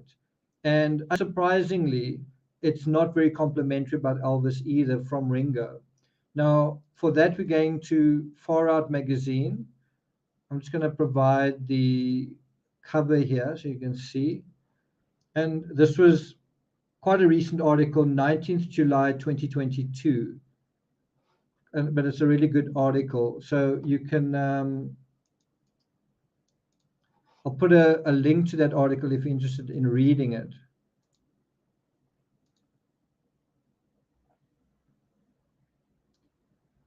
Beverly Lawyer says, cut Elvis some slack. Okay, well, Sunflower says, 1965 is a very paranoid time in America. Beverly Lawyer, this analysis is trying to find out why what happened. It's not like a ode to Elvis. So we're not trying to honor Elvis here, and we're also not trying to criticize him. We're trying to find out what's the real story. So, if you're a huge fan and you've come here for fan service, this is not a fan service episode, right? Do you know what I'm trying to say? We watched the movie, now we're trying to find out what really happened. And what really happened is just telling what really happened. It's not like Elvis was so handsome and I loved his music. Yes, we know that. What's beyond that, right?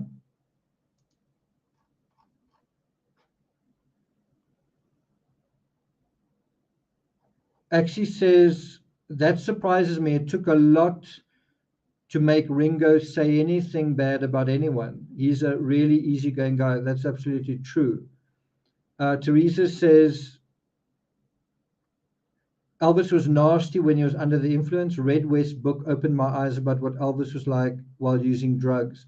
That's a great comment. And I think one's got to think about that and Johnny Depp.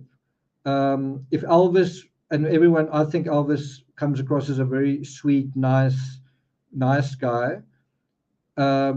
But was he always like that? Was he like that when he was heavily under the influence?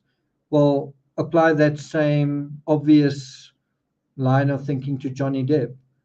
apply that to anybody who's on a lot of substances, who's unhinged, who's drunk, who's intoxicated. Are they always going to be super nice? Are they ever going to be nasty? I think the answer is obvious.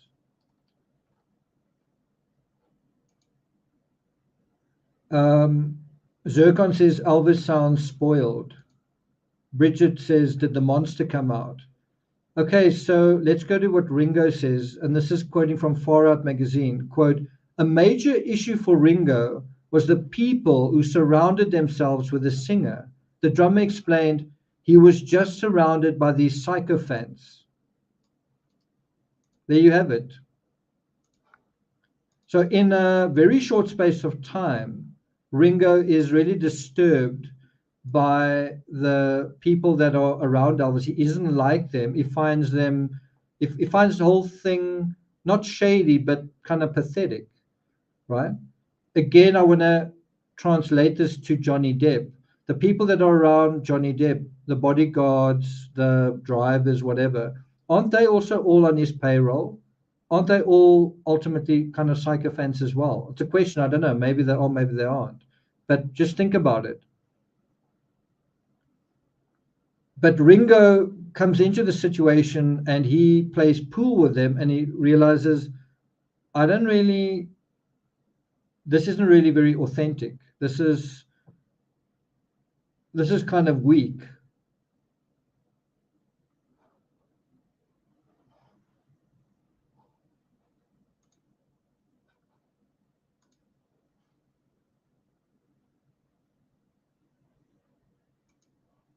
Ringo said he in this article they actually talk about Ringo doing an impression of one of Elvis's cronies. That's the word that he uses, cronies, right? A crony is almost like a carny. It's a word associated with a criminal, isn't it? It's a close companion, but it's often said in a derogatory way. Cronyism is associated with kind of nepotism, right? But it's kind of derogatory, right?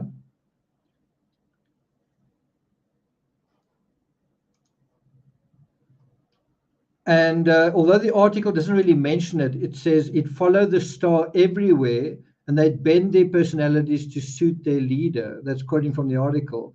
What the article doesn't say, and it comes out in the documentary Elvis the Last 24 Hours, is, or does it come from there? I'm just trying to think where I've seen it.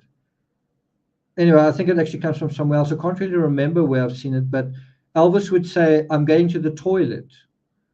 I think Ringo used the word loo. He'd say, Elvis would say, I'm going to the loo now. And they'd say, we'll all go to the loo with you. I can't really believe that. I mean, I can't believe that while they were visiting Elvis, he said, I'm going to the toilet. And then they all said, well, we'll go with you. It beggars belief. If that is true, it is pretty staggering. It reveals how severe this cocoon of groupthink really was, doesn't it?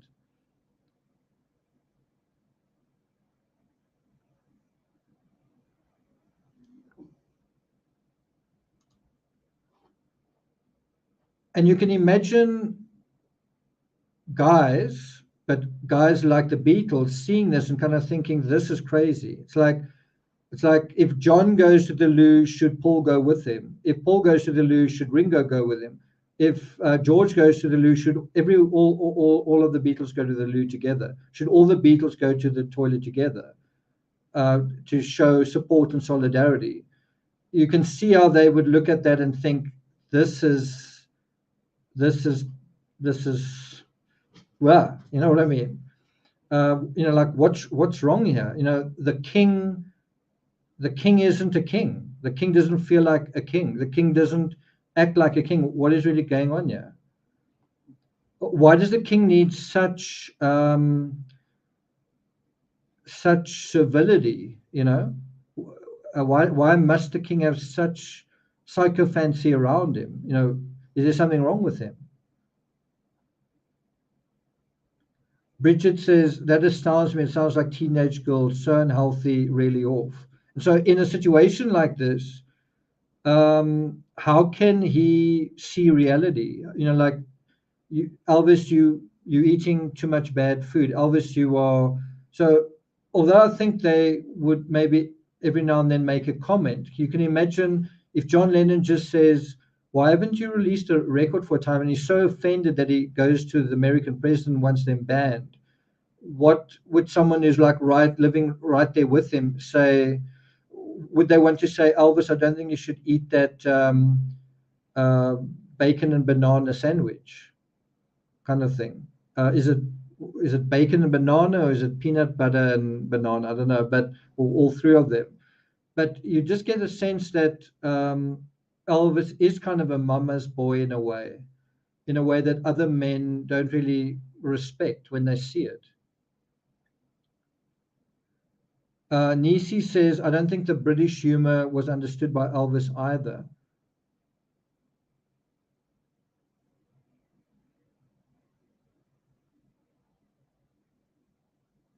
I haven't gotten that note, or if I have, I'm not sure if I have. Vicky says it could have been a joke.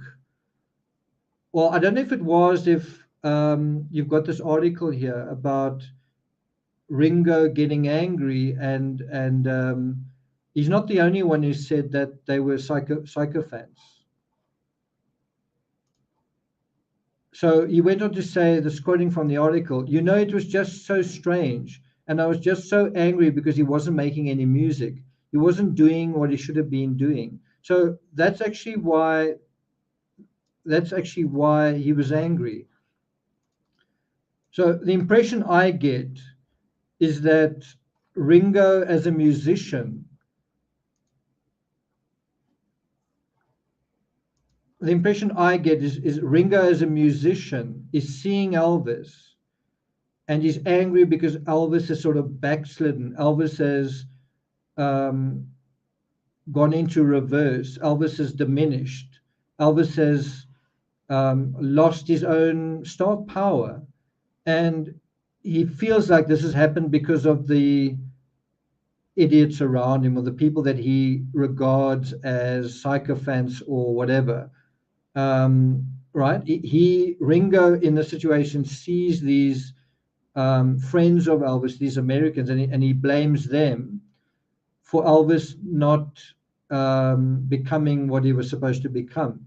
And although I think that reasoning is sound, I think it was ultimately wrong. It wasn't really the Memphis Mafia's fault. I think it was the Colonel's fault, right? I think John knew that it was the Colonel more than Ringo did. That's just my opinion, right? Mel Stiller says every famous recording artist had and have sycophants, including the Beatles. That's true. That's true.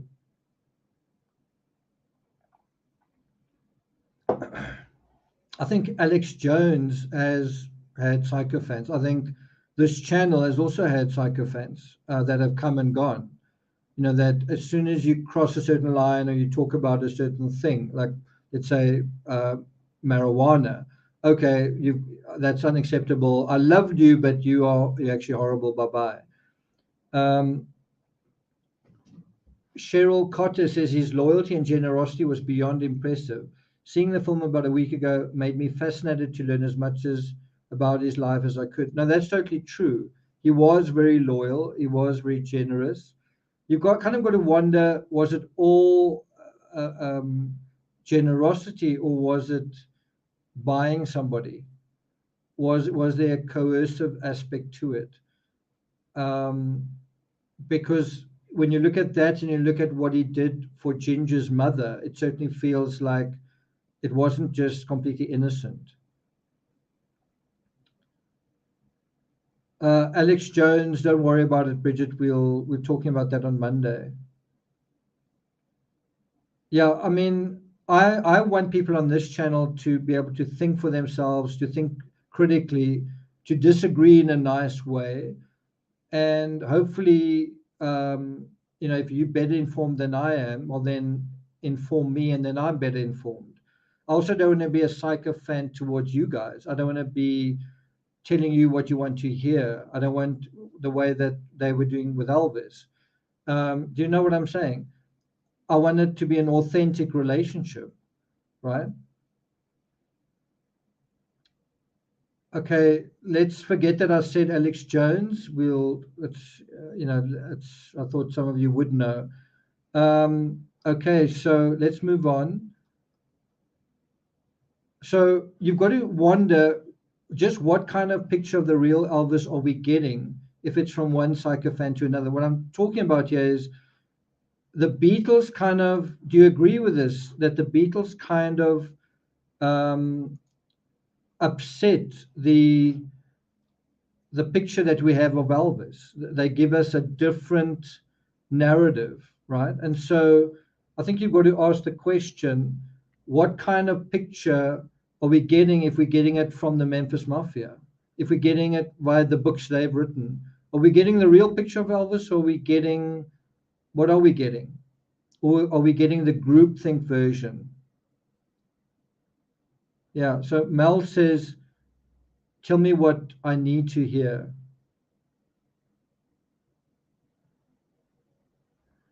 Pooh's Blustery Day says, I challenge you sometimes and we still interact.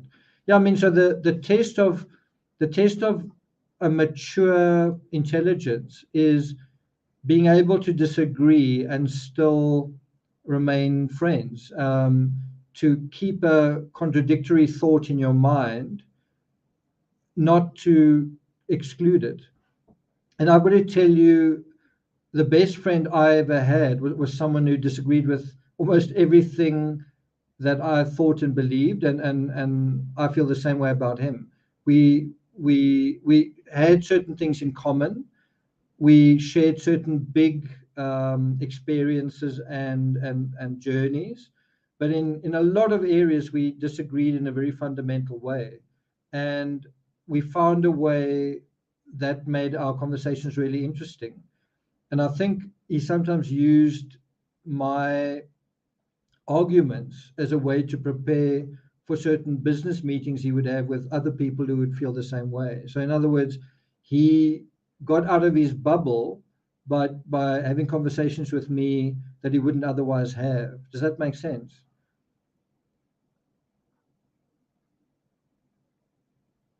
Yeah. So, disagreeing respectfully is crucial to every worthwhile relationship. Otherwise, you might as well get married to a robot. You have that robot programmed with an algorithm that is exactly what you like, and there you go. Think about a dog. My dog's sitting on my lap right now. You do want a dog that listens to you. You do want a dog that basically listens to you and obeys. But you also want a dog that's got some life in him, that's got his own personality. That although you want a dog that listens to you, also want a dog that sort of doesn't, that chases cats when you don't want him to, or has a bit of life and personality when the moment comes up, right?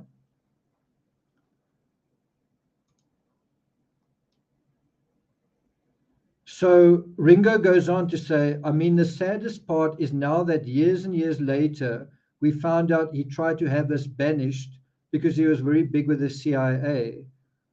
He says, that's very sad to me that he felt so threatened. And I think he's saying that with compassion. I think it's true, but I think he's saying that with compassion. Um, and anger and sort of opprobrium. But I think the fact is that Elvis did feel threatened because he was living in such a bubble, right? If he wasn't living in such a bubble, he would have probably learned to deal with his anxiety and also become a bigger artist as well. Elvis could have become much bigger than he was.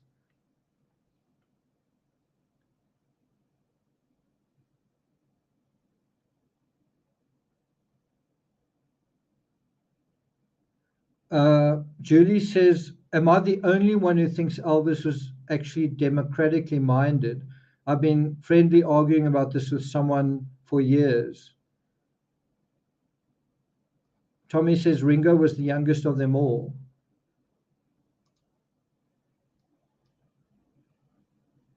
So Ringo also goes on to say he felt like a lot of people that we were bad for the American youth.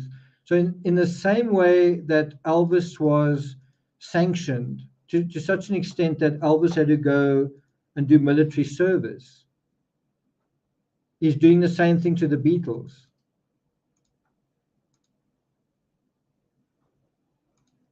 Elvis is doing the same thing that was done to him, he's doing to the Beatles, which to me seems hypocritical and kind of unconscionable.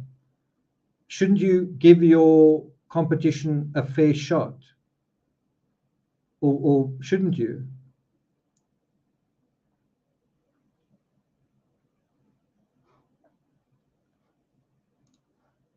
So I think it's a little like the pot calling the kettle black. You know, the Beatles are bad for American youth. But what this exposes is Elvis's vanity, his inadequacy, and I think a dark side to the king, perhaps even a capricious side to him. According to John Lennon, quote, there was only one person in the United States that we really wanted to meet, but I'm not sure that he wanted to meet us, and that was Elvis. And this is quoting from a publication called Closer Weekly. Let me put a link to that in the description. Beverly Lawyer says, did the Beatles even get along? They got along for a while until they didn't, I guess. I think Beverly doesn't like any criticism at all of Elvis.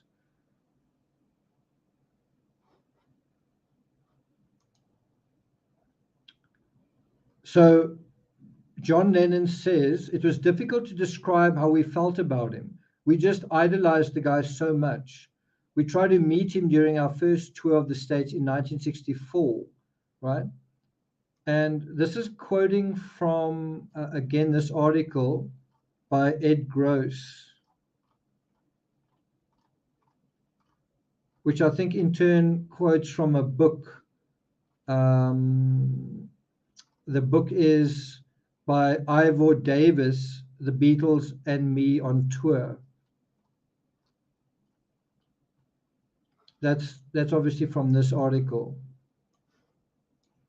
So we're going to go back to that. Can I just get rid of that ad?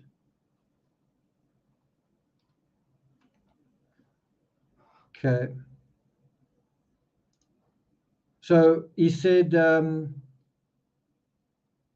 they tried to meet Elvis in 1964, but because of a scheduling conflict, they weren't able to. But then in the summer of '65, they discovered that they would both be in Hollywood at the same time because Elvis was filming there, and then it still took 3 days of planning to set up the get together in Elvis's house, which he says we hoped would be kept secret. I don't know why they did. You know, one sort of simple explanation for why they wanted it to be kept secret could have been security, because of Elvis fans and Beatles fans kind of coming together. So it may not have been that Elvis didn't want it filmed, or it may have been that as well. I don't know. I mean, would it have been so bad to film it and show it afterwards? Think about it like that. I mean, you can do it secretly, but then, you know. So I think that the secret part is because of the fans, but I think the not filming it part is another dimension. I think that's something else. I think that maybe it was personal feelings, I think.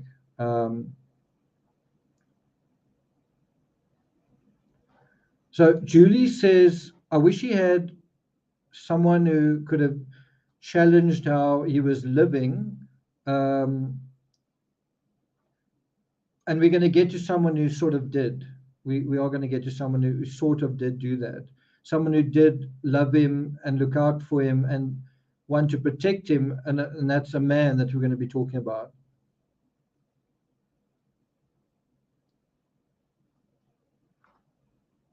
Okay. So John Lennon says the fans and the press got wind of it anyway, even though they try to keep it secret. One wonders, was that the Colonel's doing? Did the Colonel leak it out? And he said there were hundreds when our limo drew up outside the gates on Perugia Way at about 10 p.m. So I do wonder whether the Colonel was double dealing here, trying to get his client back on the roster in a way, because he would then profit out of that. Then he said, although we were used to crowds, the thought of Elvis and the Beatles being together at one time just blew the minds of some of the people.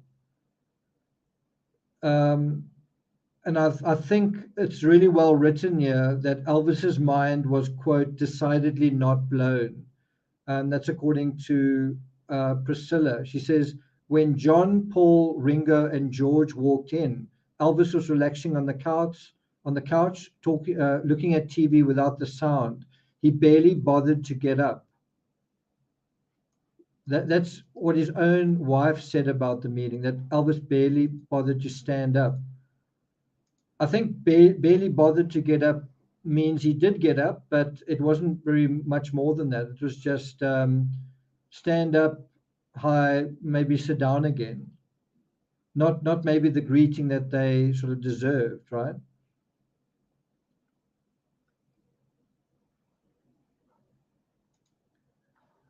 So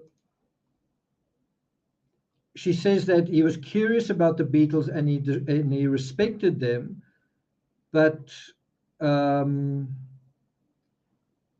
she also said that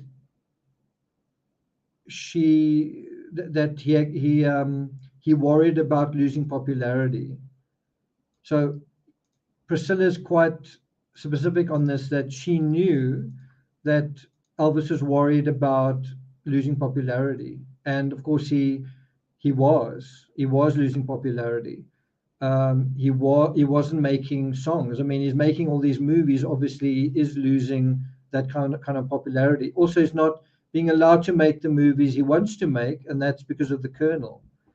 And so, the Colonel is actually the pig in the story. The Afrikaans is die vark in die verhaal, the pig in the narrative. The Colonel is controlling Elvis. The Colonel is having him stuck in one contract after the other. The Colonel was the one that sent him to be drafted. I wouldn't say at the height of his fame, but certainly when he was already becoming quite famous. Maybe he could have found another way.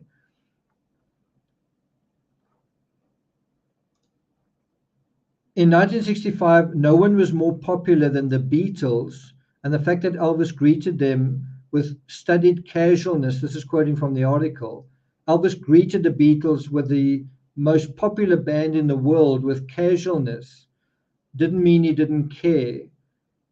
He was simply affirming his role as the original king. It's really well written. So according to the journalist Ivor Davis, author of the book The Beatles and Me on Tour, for about 10 minutes during this meeting, nothing happened. It was very awkward. And he said the reason nothing happened was that nobody had the sense to say, Elvis, this is John, Paul, George, and Ringo. They sat around like uncomfortable guests. And why? Because the people who were supposed to do this were the Memphis Mafia, who were in this insular place. They didn't want to offend Elvis. No one wanted to offend Elvis. And so because no one wanted to offend Elvis, no one introduces the Beatles to Elvis, which you can imagine offends them. You've also got to wonder, where were the managers in all this? Couldn't the managers have said, okay, guys, this is this is that? And so Elvis stood up and said, I'm going to bed. I thought you guys came to jam. The other part that's quite interesting is Elvis made 30 movies, and then the Beatles come along and they make A Hard Day's Night, and it's the sensational movie. And so it puts all of Elvis's 30 movies to shame in a way. And so the article refers to an undercurrent of resentment coming from Elvis. But whose fault do you think all of this is? That's the point of all of this. Whose fault do you think all of this is? Elvis has been controlled. Elvis has been held back. Elvis has been limited. The Beatles are in Elvis's back garden, so to speak, backyard. They're in America. The Beatles who are from Britain are in America. Why has Elvis never been to Britain? Why will he never go to Britain? Whose fault is all of this? His manager. So if Elvis is insecure, and he should be, if Elvis is limited, and he is, whose fault is it? It's not Elvis's fault so much as it's his manager's fault. And the Beatles don't have his manager. Thanks a lot. Who was that? Thanks a lot, Ricardo. Thanks for that. Well, we had 2 hours. Am I going to get this done in time?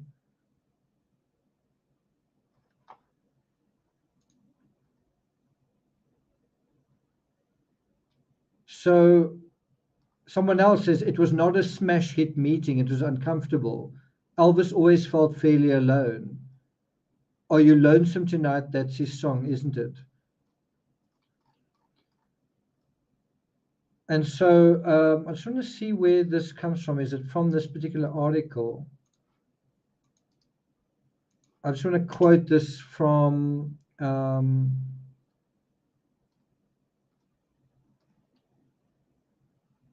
Closer Weekly.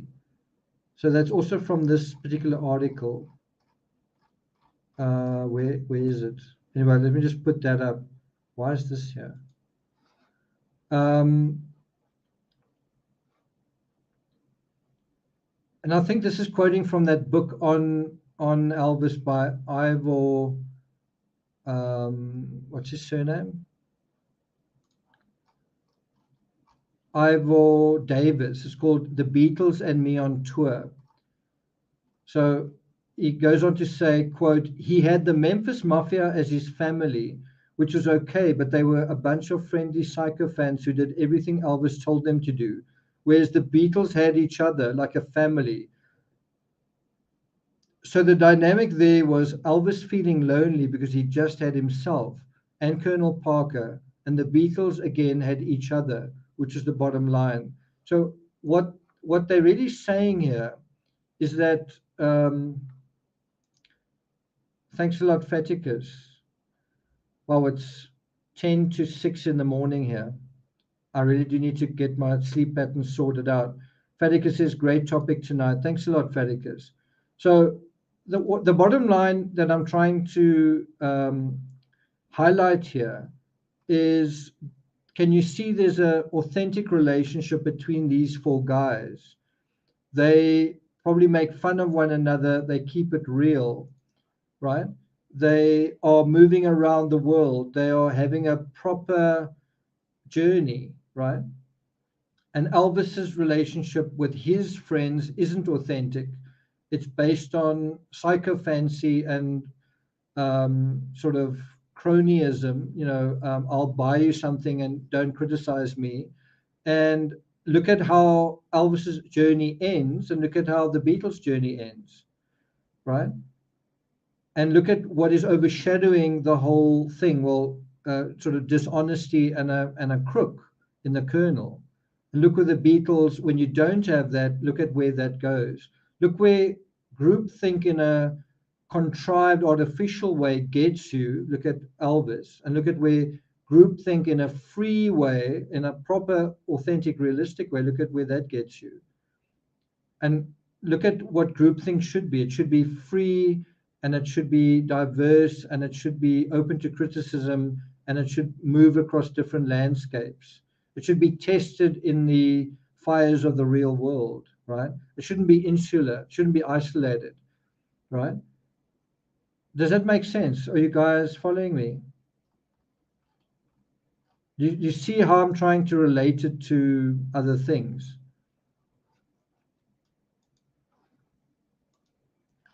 And if you think about how Elvis was in the military and be regimented in your thinking, and have a colonel tell you what to do, sometimes you need to think for yourself. And that's the way to avoid disaster. Sometimes you have to have people around you capable of thinking of themselves so that you can avoid disaster.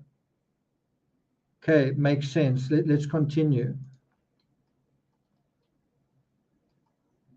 Elvis seemed to be too scared and insecure to develop any genuine relationships with men, and arguably with women closer to his age as well.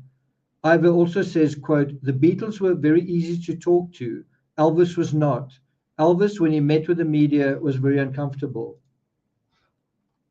According to Salon, quote, "Elvis seems to bristle when John asks him why he no longer plays rock and roll. I loved those Sun records," John adds. Was Elvis uncomfortable because of the Colonel or because of Elvis? Let me ask that again. Was Elvis uncomfortable during this meeting because of the Colonel or because of Elvis?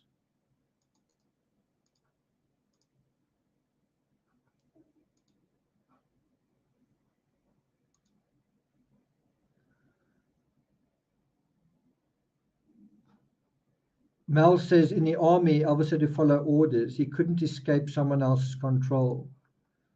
So on the way out of the door, the Beatles invited Elvis to visit them when they were staying just down the road in Benedict Canyon. This is the aftermath. Elvis seemed open to the idea, but the next day, Elvis' security guards arrived to check out the place.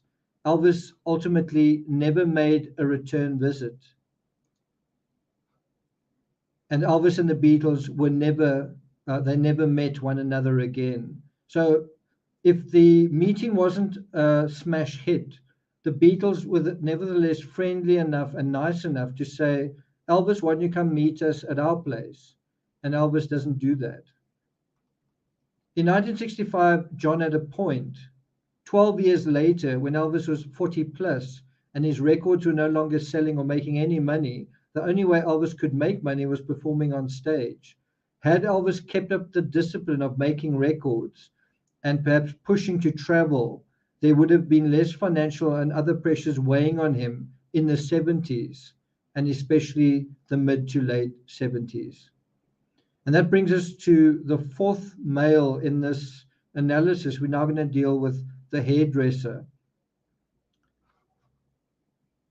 I wish I had a picture of him, but I don't actually have one here. Let's see if I can find one. It's a guy called Larry Geller.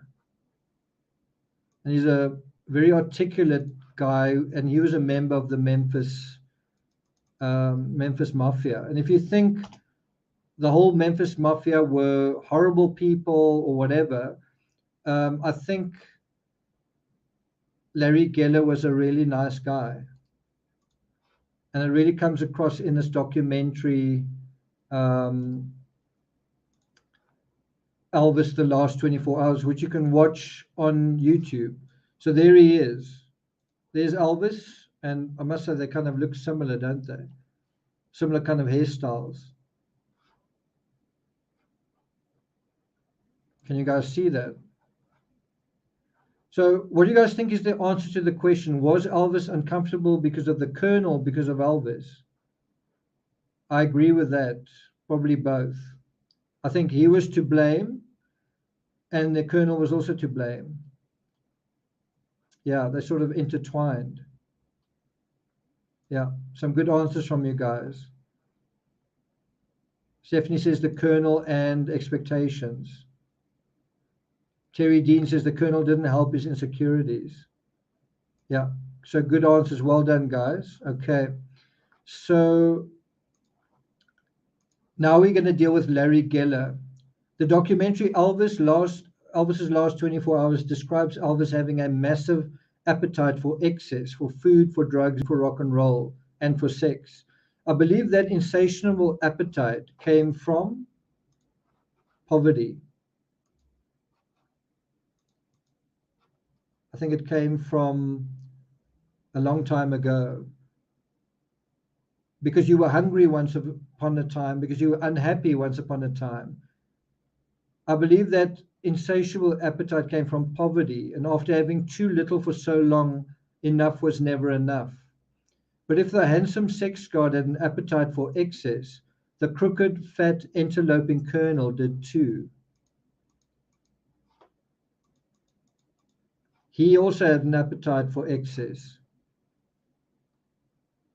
Larry Geller, Elvis's articulate hairdresser and sometimes spiritual advisor, describes an incident 4 months prior to the king's death, where Elvis was in a bad way in his hotel room in Vegas. Now, in the movie, this moment is illustrated, depicted, dramatized as Elvis is about to do a show. It's like done in a very dramatic way. Elvis is about to do a show, and what happens? He passes out sort of in the hallway in Vegas, and then they bring ice and they try and revive him. And the colonel then sort of comes there. I think you've all seen that scene. The reality of that scene is it did happen, but it happened in a totally different way. And so Larry Geller describes it. So he says, it happened 4 months before Elvis died. He said it happened in his hotel room, and Elvis was actually in bed at the time. Geller describes actually opening the door to the colonel, who insisted on speaking to Elvis. So let's see if I can play that clip from the last 24 hours. So sorry about that. Let's just wait for the ad to pass. This is from Elvis, the last 24 hours. I just want to play about 5 or 10 seconds of audio. Hopefully I'll be able to. With his cane, he walked past me, he opened the door, and this is what I saw.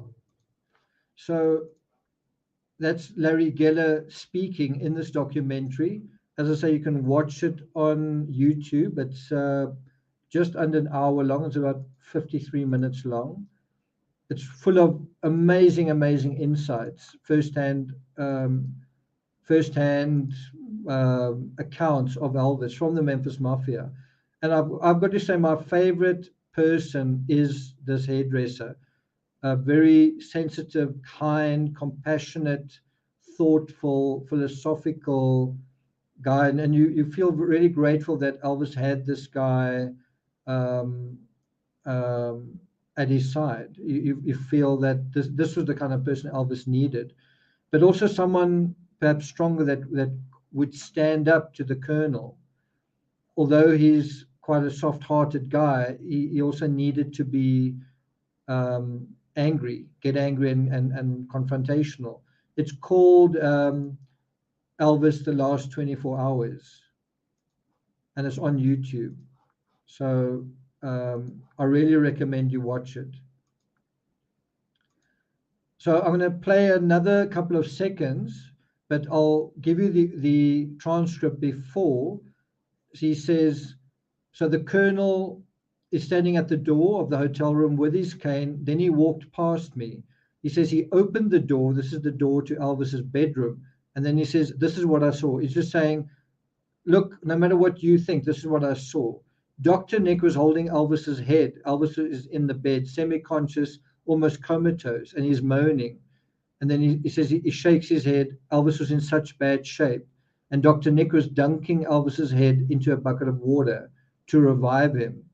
Now, I don't know if it was to revive him. It could have been to cool him down. I think Elvis may have had a temperature. It could also mean that Elvis was like passed out, losing consciousness, and they were trying to wake him up. Anyway, let's listen to a little bit more from this documentary. I'm playing this from 16 minutes, 30 seconds, if you guys are interested. Dr. Nick was holding Elvis's head. Elvis is in the bed, semi-conscious, almost comatose. And you really got to see the expression on Geller's face when he tells the story. You can see and you can hear just how upset and emotional and moved he is by this serious situation. You can see it in his gestures. You can see that he's a really nice person. And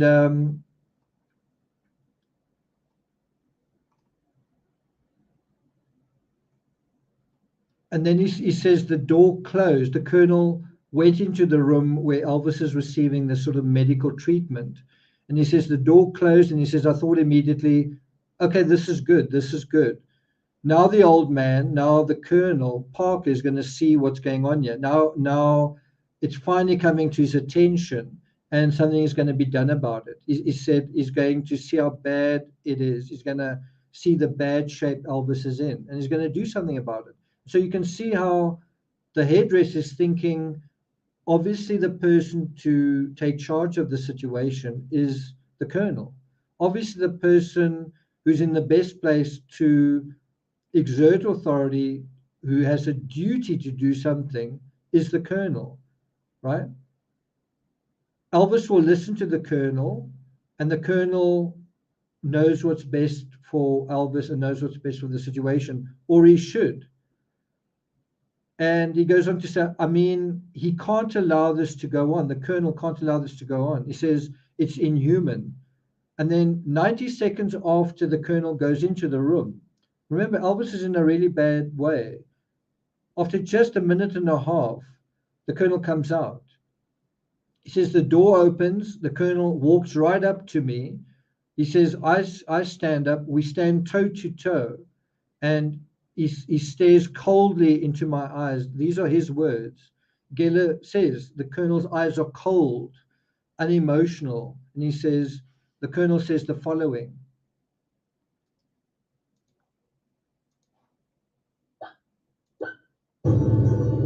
Sorry about that. Let me just see if I had someone else in like a studio here, you could get it really seamless. But this is like a low budget production. So you guys ready? This is what the Colonel says to Geller. He says, now you listen to me. The only thing that's important is that that man is on stage tonight. Nothing else matters. Nothing. And you've got to see the look on Geller's face, describing the Colonel, describing how he's talking to him, describing how adamant the Colonel is, describing how heartless the Colonel is as well, right? And this was, to me, one of the best moments of this documentary, just such an authentic moment where you see what a jerk the Colonel is. You see Elvis totally helpless, Elvis totally at the mercy of the people around him. And you have a member of the Memphis Mafia who cares about him, who's aware of how bad things are, and the Colonel couldn't give a crap. And also the doctor is there, and the doctor is trying to help as well. But he's also aware of these situations where he's got to use ice to sort of bring Elvis back to consciousness.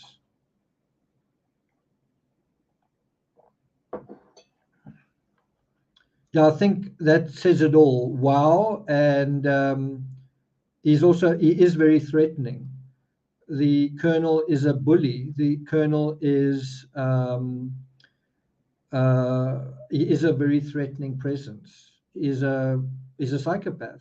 And I don't mean that like, let's think of a threatening word to say. He is a psychopath. And Geller says, you can see the coldness in his eyes. At the same moment that Geller feels compassion and sympathy and wow, at last something good is going to happen to Elvis, now he's going to be taken care of, the Colonel sees the exact opposite. He will not be taken care of. He will be forced back onto the stage. He will make sure that he performs. Yeah, the show must go on. Yeah.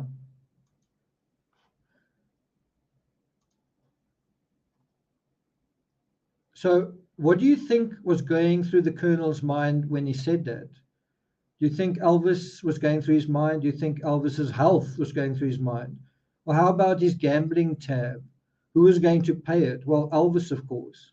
And Elvis did pay for it. Didn't he pay for it with his life? The hairdresser describes going to Graceland on the day of Elvis's death. I'm not going to play that here, but that's a very powerful part in this documentary as well. The hairdresser describes Elvis in the morgue as well.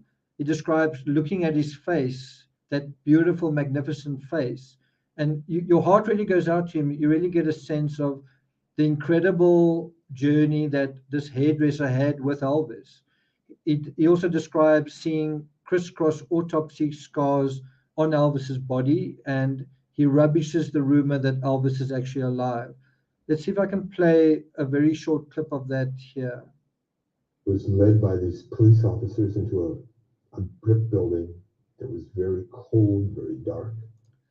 Okay, so that's the beginning of Geller describing going to the morgue, and it gives this fascinating aftermath to us seeing him in the bathroom and knowing what happened there. And now he's presented with Elvis on this table, and he's now actually got to apply makeup to Elvis's hair, or dye to Elvis's hair, because there was some regrowth. And these kind of details are really incredible. In other words, it seems to indicate that Elvis at 42 years old was completely gray. Did you know that? And not only was he completely gray, he was actually a brown-haired blonde. The real Elvis was actually a brown-haired blonde guy. Let's see if I can play a little bit more here. It's a long corridor. I walked down this corridor, and all I could hear was my heart beating.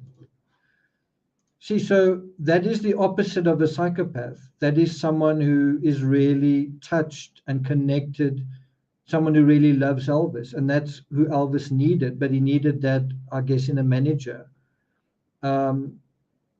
He also needed a father who was more connected to him and more authoritative, I guess, with him. So there's more that he describes, but I'll leave that to you guys to watch.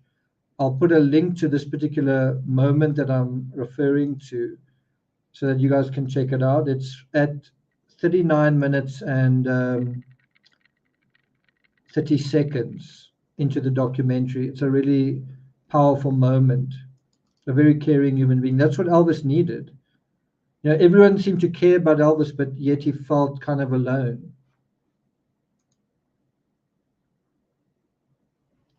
Beverly says, I knew Elvis dyed his hair, but the thing is his hair had to be dyed on the morgue table because there was a bit of regrowth. And that, I don't know if you did know that. Mel Stiller says Elvis was gray by the time he died. Yeah. If you think about Elvis as this incredible sex god and this fountain of vitality and this vigorous, vital life force, the gray Elvis was the reality there. This graying, dying figure was the reality there.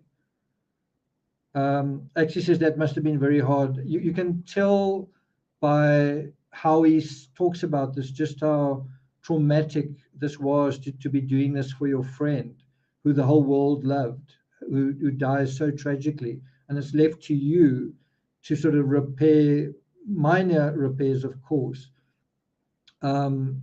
superficial repairs, of course, to this broken body, to this broken life.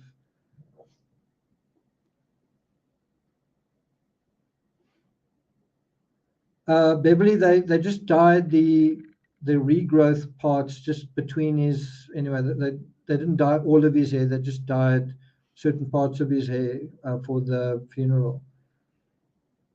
Actually says, I laid out my dad. It's such an intimate time reading someone for burial. Well, actually, that is that's something that's quite a revelation, and our hearts go out to you. That must have been quite something.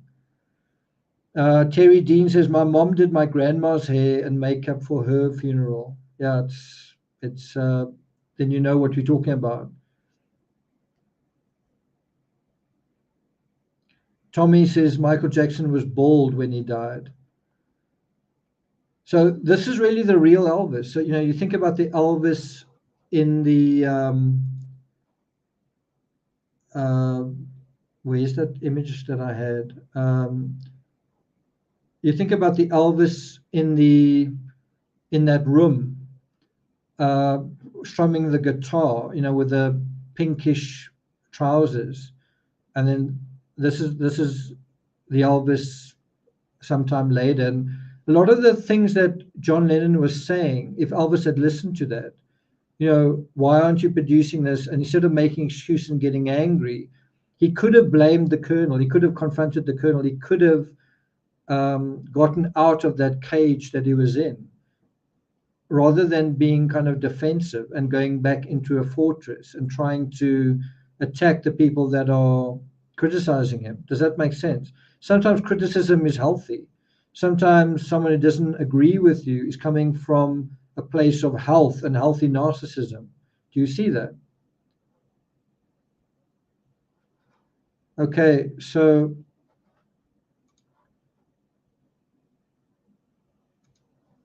now I'm going to deal with the Wests, and they're also from the West Memphis. They're also from the Memphis Mafia. One of the Wests, I think it was Sonny's brother Red, describes seeing Elvis in his coffin, and he describes this as a relief. Now, I must say, I've been wanting to share this with you guys for quite a long time. So let me say this again. Red West, one of the guys who wrote the book on Elvis, the one that came out 4 days before he died, describes seeing Elvis in his coffin as a relief. And I think what he meant was, before I get to that, this reminds me a lot of John Ramsey describing it as a relief when he found John Benet Ramsey, right? Now, is this really psychological intertextuality? So if you say Red West was telling the truth, he really did feel relief. And it kind of makes me wonder, did John Ramsey like Elvis, number one? And number two, did he maybe read about Elvis because he was a big reader? And number three, did it maybe make an impression on John Ramsey, this moment where Red West finds Elvis and he says, wow, I felt this feeling of relief? Because I've always felt that John Ramsey's saying that when he found John Benet, he felt a feeling of relief. I've always felt that doesn't sound right to me at all.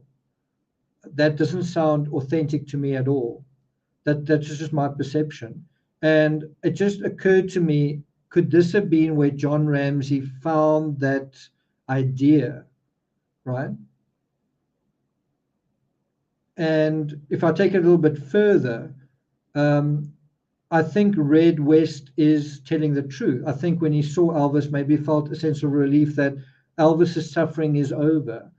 Elvis's all of the things that he was holding back, the loneliness, the pain, the heartache that he was trying to escape through whatever he was doing, finally that was over. There was a sense of relief that struggle was over.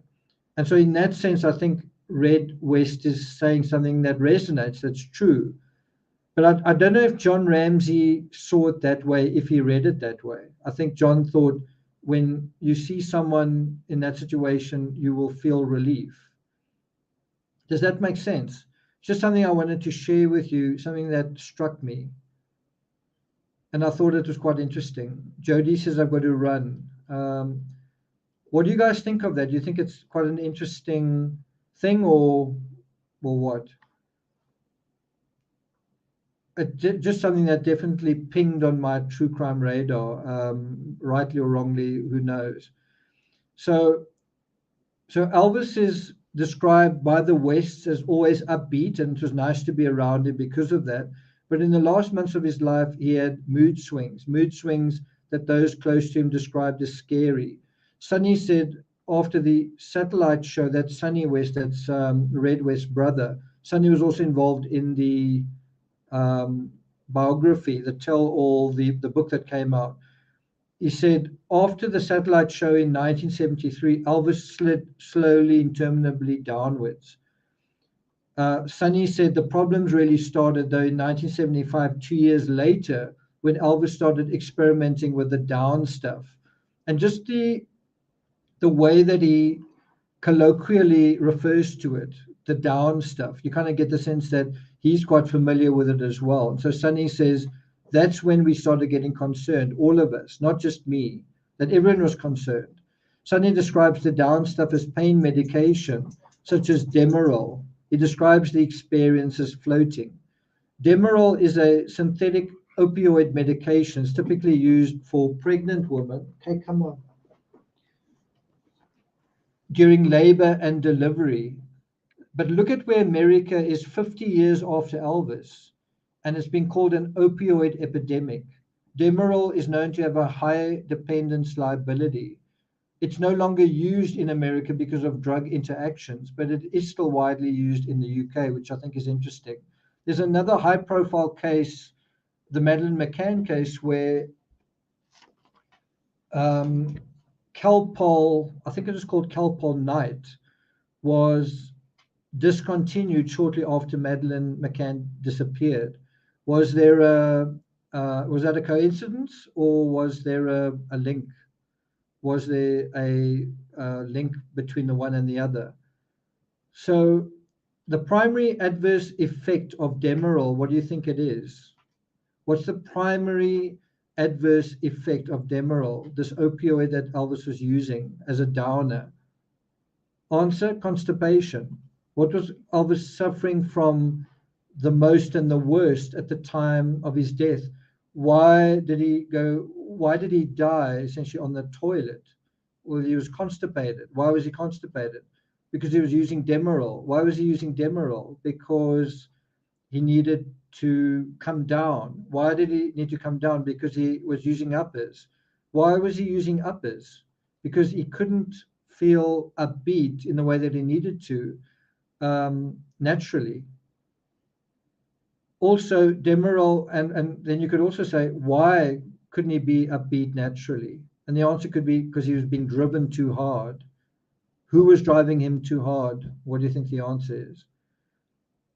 Demerol also causes interactions with many other drugs, including muscle relaxants, antidepressants, and benzodiazepines. I think that's how to say it. Benzodiazepines.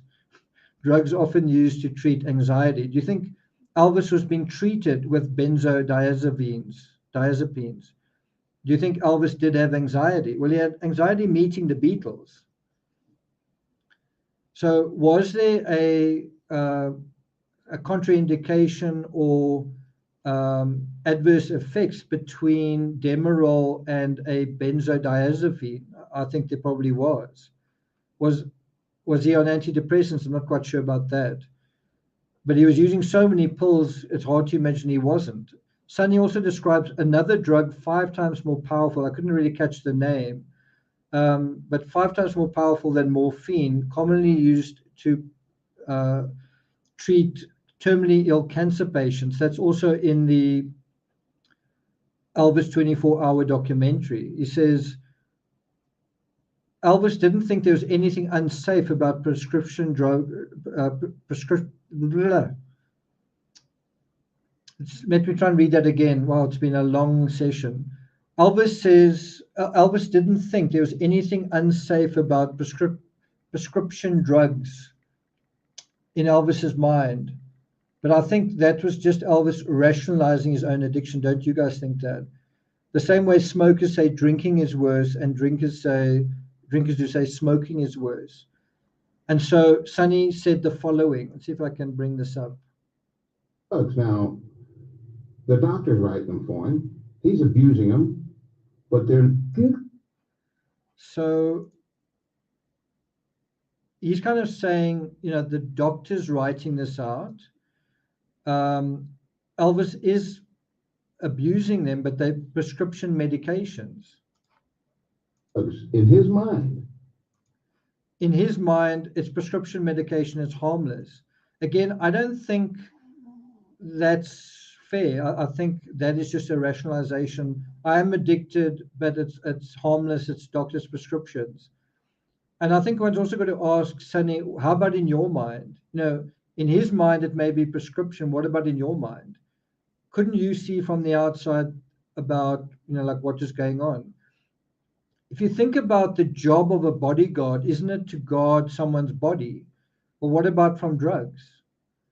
Jerry Schilling describes finding Elvis on the floor. This is a separate event, a separate incident. And he's another member of the Memphis Mafia, and that Elvis was so paralyzed he couldn't walk, he couldn't use his legs. And as a result of finding him in this state, the bodyguard threatened the doctor. And he said, if I ever find Elvis in this shape again, and you kind of feel like, why didn't the Memphis Mafia do what the Mafia does? Intimidate the doctor, intimidate the manager, get them to do what needs to be done. So they knew, the doctor knew, and Elvis knew what was going on. They knew, and they all persisted, all gambled, all took a chance anyway, and they lost. They lost on the gamble. Okay, so we're about to deal with Joe Esposito, and then we're going to deal with Sam Phillips, and then we're going to deal with Uncle Tom. I was just thinking of ending this live here. We're at 2 hours 35 minutes. How about splitting this into a part 2 where we deal with the last 3 in the last analysis? What do you guys think of that? I think it's a good idea.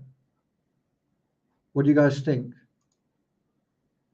Otherwise, we're going to go on another hour, I think, or 45 minutes at least. Yeah, Quaaludes as well. Thanks a lot, Axie.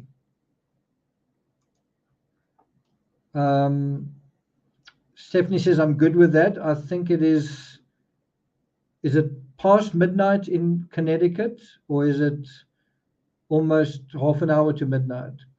Bridget said, good idea, you've been sitting too long. I've got to say, good news, my gluteal spasm seems to have gone away completely, but I've also stopped cycling, so maybe that's why. Okay, cool. Okay, so we're going to end it here. I'll probably do the final episode on Tuesday, so we'll probably do it then. I'm going to be doing a new series on Alex Jones. It might be one episode, depending on you guys to some extent, on the interest in it, but also the reaction to it. So I'll be doing Alex Jones on Monday. I'm going to talk about also the way Alex Jones has impacted me personally, including my channel and including True Crime Rocket Science as a whole. And it's called The War on Truth, so don't miss that. And so, yeah, we'll deal with the rest of this thing, dealing with Elvis then. Just finally coming back to the poll, was Elvis America and the world defrauded by a con artist? Answer, yes. And the part I really want to address in this final episode, and also with Alex Jones, is America and the world being defrauded by con artists now? Con artists on YouTube, con artists in social media, con artists that go to court and win. Is the world being defrauded by con artists? And if you say yes, and if you think about what happened to Elvis, what's the antidote to that? What is the antidote to all of that groupthink? So that's what we want to talk about. Very important subject matter that we're going to be dealing with. So I hope you guys will join me for that. Look at how much we've uncovered about Elvis by interrogating, by investigating the Colonel. Look how much we've learned about human weakness and about the impact of family dynamics, long-term impacts of family dynamics, and how important that is, that we don't make the same mistake. So that's where I'm coming from. Very meaningful content, I hope, and I hope it's going to mean something to you guys. Okay, so that's what you guys have got to look forward to. Remember, Vincent van Gogh episode 28 tomorrow as well, which also touches on some of these topics. Okay, guys, Teresa Moore says, excellent. That's good to hear. Yvonne says, thanks for the deeper dives. I will see you guys next time. Take care, stay warm, stay safe, and keep thinking critically. Okay, see you.